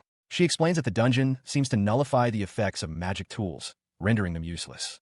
She warns Valgans that within the cavern, they can only rely on what is within arm's reach, and advises him to be careful. He and his companions venture into the dungeon's gloom, led by the armored adventurer, Griselda Osti. She explains the perplexing nature of the place. No matter which route they take, they somehow find themselves back at the entrance. Furthermore, she adds, the monsters seem to be appearing from a lower level that they have yet to find. He listens intently, a faint, calculating smile on his lips. They have yet to find a passage to this supposed lower floor, and so they have been proceeding with caution, not exploring too deeply. As Griselda continues, mentioning the high number of monsters and that some even resort to cannibalism, Hans's feline ear suddenly twitches, catching a sound imperceptible to the others. In an instant, a shadowy monster with sharp claws lunges from the darkness directly at him. His eyes widen in shock as Hans cries out his name in warning. Before the creature can land its blow, Hans throws himself in front of Valgans, taking the vicious slash across his own back. Griselda shouts for them to protect Lord Santer. Later, in a makeshift camp, Valgans sits with a fresh bandage on his head. Hans explains that while he thought Valgans's evil eye was a powerful ability, it's useless in this dungeon. He points out that Valgans can't use the eye if he can't perceive the target, making him a liability. Valgans clenches his teeth in frustration, realizing that a sudden attack from the darkness renders his power useless. Griselda dismisses his concerns, telling him not to worry about the minor scratch. She states that they were already planning to return to the village for a consultation, so they will proceed deeper into the dungeon as intended. As Hans expresses concern over the dungeon being a poor match for his abilities, Valgans pieces together the clues, always returning to the entrance, the disorienting magic. A realization strikes him. He quietly concludes that it must be a loop trap. Inside the dungeon, Griselda expresses her confusion about being warped. Valgans, his expression serious, explains the situation. The darkness makes it difficult to see, and they have been subjected to a forced spatial transfer. Hearing his explanation, one of the other adventurers, a young demi-human, realizes with a gasp that if they intended to go deeper, they've instead been sent back to the entrance. Their realization is cut short as a reptilian monster materializes before them. Griselda is stunned, remarking that she didn't sense its presence at all until it was right in front of them. She insists that, even in darkness, a professional should be able to detect a creature's aura. The demi-human adventurer suggests a startling possibility, that the monsters are also warping in, which would explain their sudden appearance. The guard beside them agrees that it makes sense. Griselda considers this, her thoughts turning to Lord Santer. Later, Griselda asks Valgans if he anticipated this just from a preliminary survey. With a small bandage now on his cheek, he confirms that he had read a report on a dungeon with a similar gimmick and wanted to investigate it himself to be certain. His knowledge comes from a painful memory of his past life. He recalls playing a notoriously difficult video game, recognizing the dungeon's mechanics as identical to the East Tail Cave.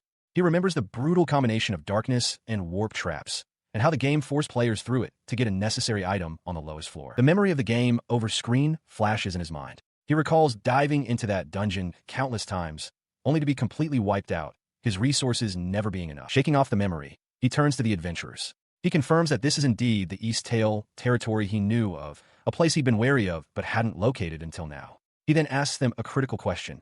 Did they notice their footing just before they were warped? He elaborates, explaining that if one looks down carefully, the warp trap can be identified. Since the destination is fixed, it's possible to find a route to the deeper levels through repeated trials. A confident smile spreads across his face. He declares that since the maps differ between game versions, he won't use a guide. Instead, he will map it out himself with paper and pencil. Somewhere on this floor, he concludes, there must be a switch to access the next level. He reviewed the reports, a thoughtful frown on his face. The patterns described felt familiar, yet he sensed the underlying mechanism was not quite the same as he'd anticipated.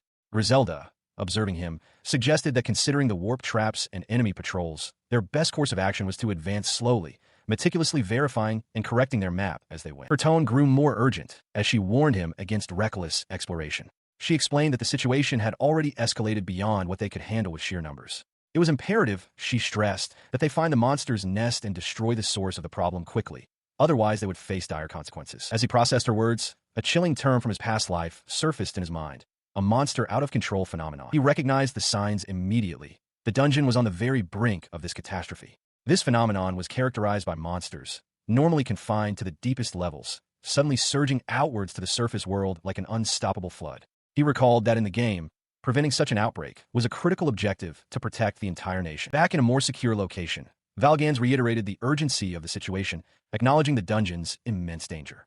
Hans, ever efficient, informed him that he had already taken the initiative, dispatching recruitment calls to both the Saunter and Lehman nightly orders for reinforcements. He immediately formulated a new strategy for the upcoming joint operation. All dungeon exploration would cease for the time being.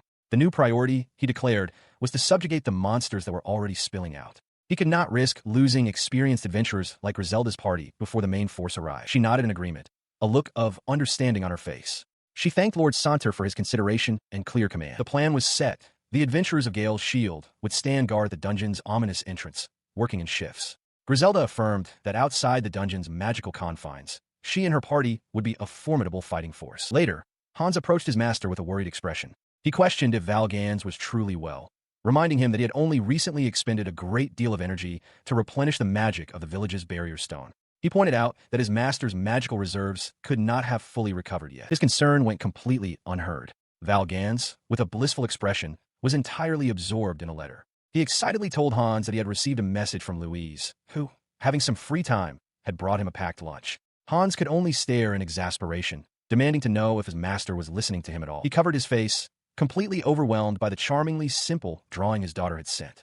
The pure, unpracticed art was almost too much for him to bear. His emotional moment passed, replaced by a steely resolve. He thought of how much he wanted to eat with her again, stealing his determination. He had to work hard and return home quickly. Beside him, Hans watched, addressing him as master. He tried to reassure his butler, stating confidently that he had a magic recovery potion if things got dire. Hans immediately interjected, urging him to wait. He warned that the potion was a potent medicine, and that continuous use would result in strong side effects. As night fell over the forest, Hans's voice carried a final piece of advice. The potion was to be used only as a last resort. 10 days passed. A military encampment stood ready near the dungeon. The forces of the Sauna house prepared for the operation. Inside one of the tents, Valgans lay resting, his eyes open, when a voice called out his title, startling him. He sat up instantly as Griselda appeared at the entrance.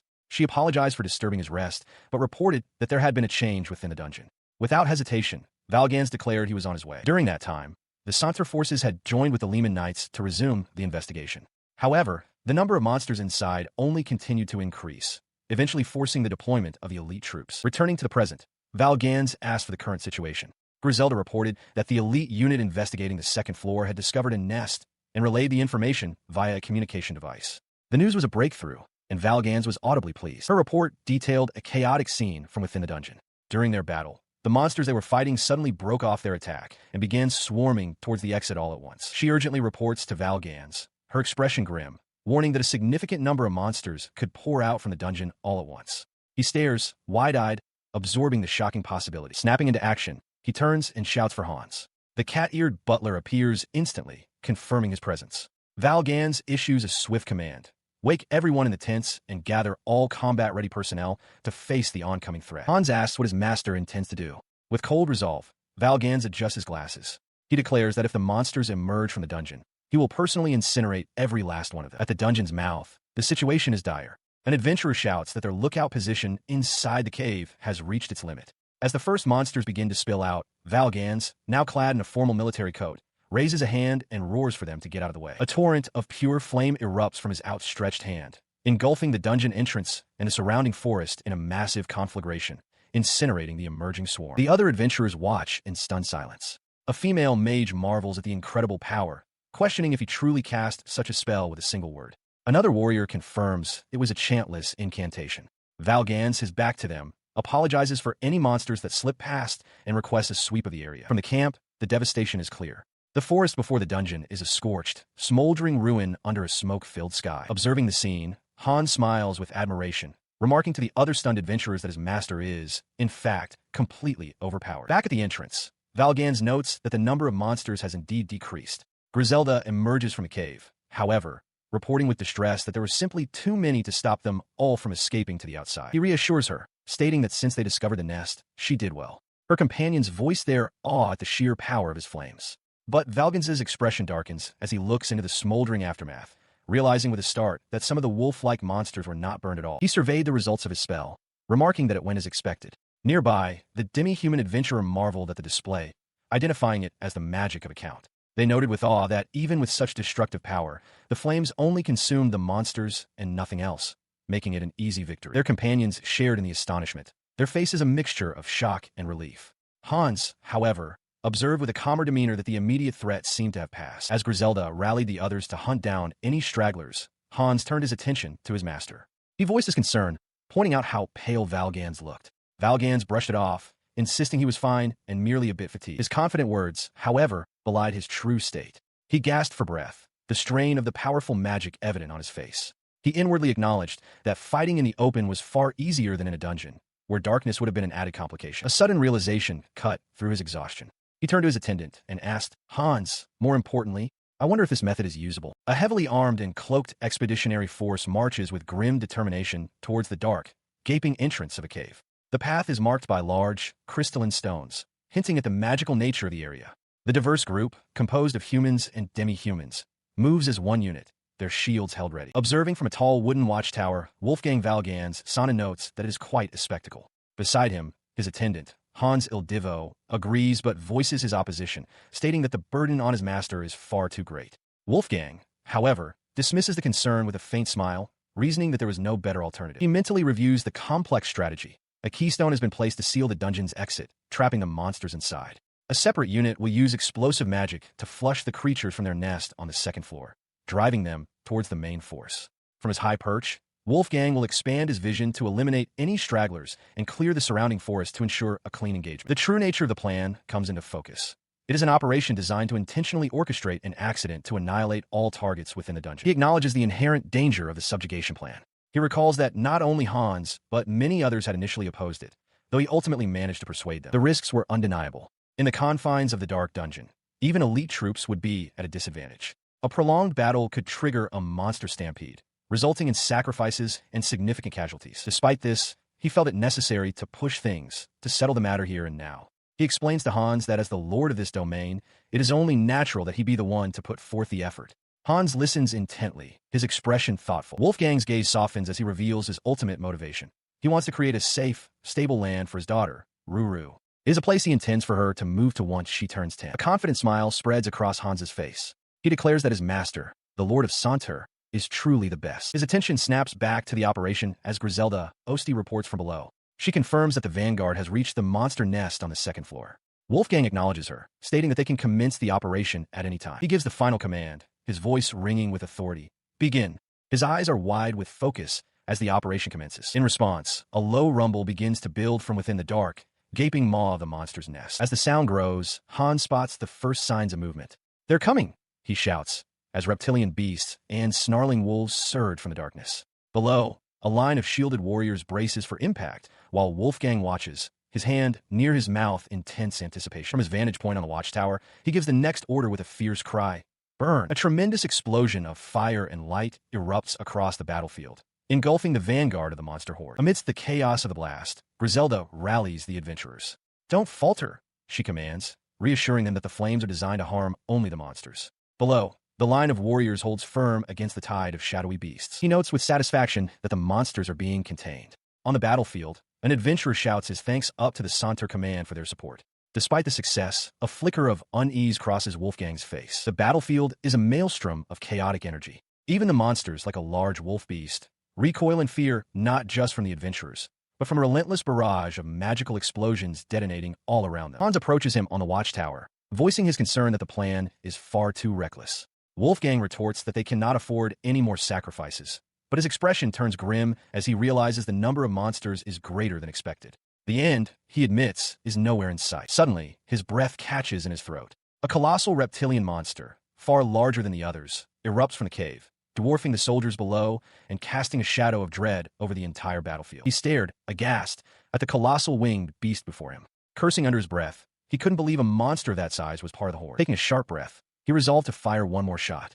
Hans, startled, tried to stop him, insisting that Wolfgang should leave it to him, no matter how much magical power he possessed. But it was too late. A devastating blast of energy erupted, completely obliterating the creature in an instant. In the aftermath of the blast, a voice called out his title, Lord Santer. The call came from Hans, who informed the dazed Wolfgang that the creature he had just destroyed was the last one. He assured him that the elite troops could handle the rest. As Griselda and her companion approached, Wolfgang, still catching his breath, could only wonder aloud if the battle was truly finished. Wolfgang Linter exhales a long, weary breath, the weight of the day finally beginning to lift as he contemplates the journey home. Hans approaches with a respectful nod, acknowledging the immense effort his master has put forth, though the exhausted nobleman reminds him that their work isn't quite finished. He offers a tired smile to his companion, expressing a deep sense of gratitude for the support that saw them through the crisis. As he speaks, his strength suddenly fails, and his body lurches forward as his balance deserts him. Hans is there in an instant, catching him with practiced ease and a look of sharp concern etched across his features. The nobleman tries to brush it off, claiming it was merely a passing moment of lightheadedness, but his trembling hands tell a different story. He is clearly pushing himself too far, a fact that does not escape his attendant's watchful eyes. With a self-deprecating huff, the weary man admits that his legs have grown heavy and he can no longer find the strength to stand on his own, his physical limits finally reached. The exhausted man is met with a stern reprimand as his butler warns him of the grave dangers of overextending his magical capacity. Hans emphasizes that depleting one's mana so completely is a reckless gamble that could have ended in tragedy, urging him to take the threat to his life more seriously. He is presented with a small, glowing vial containing an emergency mana potion, which the attendant produces from his person. The nobleman looks upon the offering with a mix of surprise and relief, realizing just how thoroughly his servant had prepared for the eventualities of their mission. The weary nobleman is instructed to consume the restorative draught immediately and seek out a place to recover. Hans assures him that the remaining tasks will be handled with care, allowing his master the necessary time to mend the strain placed upon his spirit and body. After taking a long, slow drink of the potion, a faint warmth begins to spread through his chest, dulling the sharp edge of his fatigue. He reflects on the sheer competence of his butler, feeling a profound sense of luck for having such a reliable and foresightful ally at his side. He eventually finds a quiet spot on a wooden balcony, lowering himself to the floor as the need for sleep becomes undeniable. Before drifting off, he gives Hans a final instruction to wake him in exactly 2 short hours, placing the safety of the area and the progress of their work entirely in the servant's capable hands. His faithful servant bows low, accepting the charge with a quiet solemnity that speaks of unwavering loyalty. As he stands watch over the sleeping figure, he takes a moment to appreciate the peace they've secured, having successfully prevented the monster stampede from ravaging the East Tail. Nearby, the air is filled with the voices of grateful townspeople and weary adventurers who have come to offer their thanks. With the monster nest purged and the threat of a dungeon overflow neutralized, a sense of profound relief washes over the community, marking the end of a harrowing chapter. He reflects on the administrative challenges of the Sana territory, noting that the local dungeons lack unique resources and require significant preparation before they can be open to the public. As he contemplates the tedious groundwork ahead, Hans interrupts his thoughts with a letter from Louise, prompting a sudden, desperate urge in the exhausted man to abandon his duties and return home immediately. Despite his internal longing for rest, he remains at the strategy table, meticulously reviewing maps and coordinating with his team to finalize the regional security plans. The work is grueling, involving site visits to dark cavern entrances and endless hours of paperwork that leave him visibly drained, even as he continues to push his pen across the page. Eventually, the administrative phase concludes, and a carriage begins the long journey back, its wheels churning through the dirt as the landscape blurs past. Inside the cabin, he apologizes to Hans for the long trip to the Lehman estate, but the loyal butler insists that his master's well-being is his only concern, noting with alarm how pale the nobleman has become. He offers a weary laugh in response to the concern, but the feline-eared butler isn't amused, sternly reminding him that pushing through mana exhaustion with emergency potions while refusing to rest is reckless behavior. His mind drifts to the daughter he hasn't seen in 3 months. Though her letters are a comfort, they also serve as a painful reminder of how much he misses her presence. The carriage travels deep into the night, carrying a man who knows he cannot simply walk away from his responsibilities until every task is completed by his own hand. A soft smile touches his lips as he envisions her joyful face, his heart filled with a single, driving desire to reach home and see her as soon as possible. He is jolted awake by a familiar voice, realizing that the long journey has finally come to an end. His loyal butler informs him of their arrival, and he rubs his eyes, the fog of exhaustion still clinging to his mind as he realizes he had drifted off. He gazes out at the grand estate as it comes into view, a sense of profound nostalgia washing over him. It feels as though an eternity has passed since he last walked these halls, and the sight of home brings a quiet comfort to his weary soul. He steps onto the familiar gravel and is met by his head butler, whose warm welcome confirms he is truly home. Despite his weariness, he manages a slight nod of acknowledgement as he prepares to enter the mansion. He strides into the foyer, his eyes immediately drawn to the figures waiting at the top of the grand staircase. The sight of his family waiting for him makes the months of grueling toil feel worth every moment of effort. He maintains his noble composure and formally announces his return, reporting the success of his mission in the Eastern Territories. His voice remains steady and authoritative despite the deep fatigue etched into his features. He is greeted with a mixture of formality and relief by his family, with his son acknowledging the weight of his duties. Beside him, the young girl offers a polite, practiced bow, her voice soft as she welcomes her father back. His son's face breaks into a genuine, warm smile as he drops the formal pretense, welcoming his elder brother back with heartfelt sincerity. His brother's warmth is met with a rare, genuine smile of his own, the tension in his shoulders finally beginning to dissipate as he acknowledges that he is, at last, where he belongs. He watches as the child suddenly shatters her formal restraint,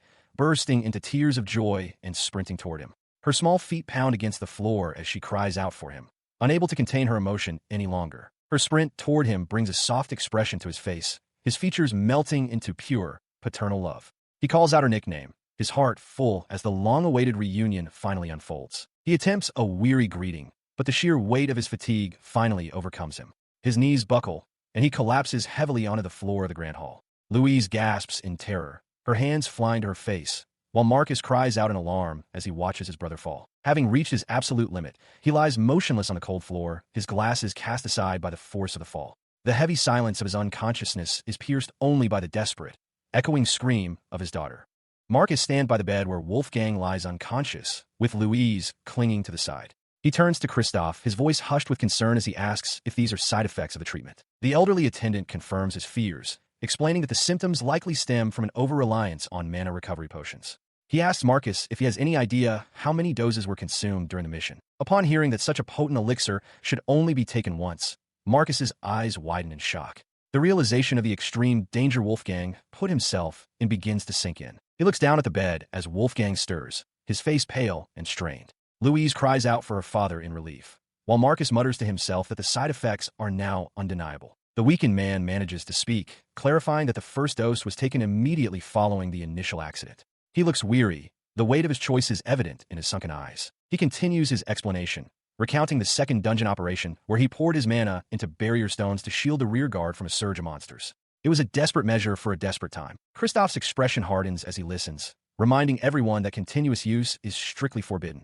Wolfgang admits that Hans eventually gave him a third dose for emergency recovery, a final push that his body couldn't sustain. As memories of the chaotic battle flicker through his mind, Marcus is overcome with a sense of failure. He blames his own lack of oversight for the situation, though Wolfgang insists that Hans is not to be blamed for following orders. He reaches out a hand to reassure the young man, stating firmly that the decision to take the potions was his alone and, given the circumstances, the correct one. He confesses that he kept it secret only because he knew his subordinates would have tried to stop him. The young nobleman watches him, a mix of respect and sorrow in his gaze. He realizes that even without that final dose, the toll on Wolfgang's body had already been far too great from the previous two. He watches in silence as Wolfgang explains that despite the risks, there was no other choice but to push himself to the limit during the operation, even if it meant ignoring the physical toll. The weight of his words strikes Louise, leaving her breathless and wide-eyed as she begins to grasp the true danger her father faced. She can barely whisper his name through her rising tears, while he looks back at her with a mixture of regret and exhaustion, unable to hide the toll his actions have taken. While they struggle with their grief, he suddenly confronts his brother, his voice trembling with a mix of anger and fear as he asks if Wolfgang truly intended to abandon them both by throwing his life away. The young man continues his rebuke, pointing out that regardless of intent, the harsh reality is that Wolfgang is now bedridden and powerless to protect anyone. He turns sharply and storms out of the room, leaving Wolfgang to call after him into the sudden, heavy silence of the bedchamber. As he disappears, the elderly butler steps forward to urge his master to prioritize rest, noting that the severity of his condition suggests a strain far beyond typical magical exhaustion. He adds a final, stern reminder that chronic overwork played as much a part in this collapse as the potions did, before Hans offers to escort him from the room. After he departs, the young girl can no longer contain her sorrow, her small frame trembling as the first sobs break through. She continues to weep at his bedside, calling him a liar through her sobs as he reaches out to her, his voice soft with apology for the worry he caused. He remains silent as the young girl's voice cracks with betrayal, her accusations of him being a liar cutting deeper than any blade. She reminds him of the promises made, that once Marcus became Duke, the crushing weight of his duties would lighten. But the reality of his absence has proven those words hollow. As she clings to him, her voice trembling with the weight of her loneliness, she confesses that all she ever truly wanted was to be by his side. The realization of his own negligence strikes him with a physical force, leaving him speechless as he feels the small, desperate grip of her hand. With tears streaming down her face, she pleads with him, her voice a desperate cry not to be abandoned as her mother was. The fear of being left alone in the wake of his ambition is etched into every line of her distraught features. The room is filled with the sound of her heartbroken wails, a raw outpouring of grief that finally shatters his composure. Pulling her into a tight embrace, he can only offer a string of whispered apologies, his own heart heavy with the knowledge of the pain he has caused. Beyond the immediate circle of their grief, the impact of his actions ripples through the household. As he notes the unprecedented fury in Marcus and the deep distress clouding Hans's usually composed face, he realizes he has failed not just his daughter, but those who have stood loyally by him. He holds her close, the silence of the room punctuated only by her fading sobs as she seeks comfort in the arms of the father who nearly lost himself to his work. In this quiet moment of reconciliation, the distance between them begins to bridge, though the scars of his neglect remain. Looking out at the vast, indifferent expanse of the starlit sky, he is struck by the profound foolishness of his past choices. He had been so focused on the horizon that he failed to see the precious life right in front of him, a mistake he vows never to repeat as the door to his old life finally closes.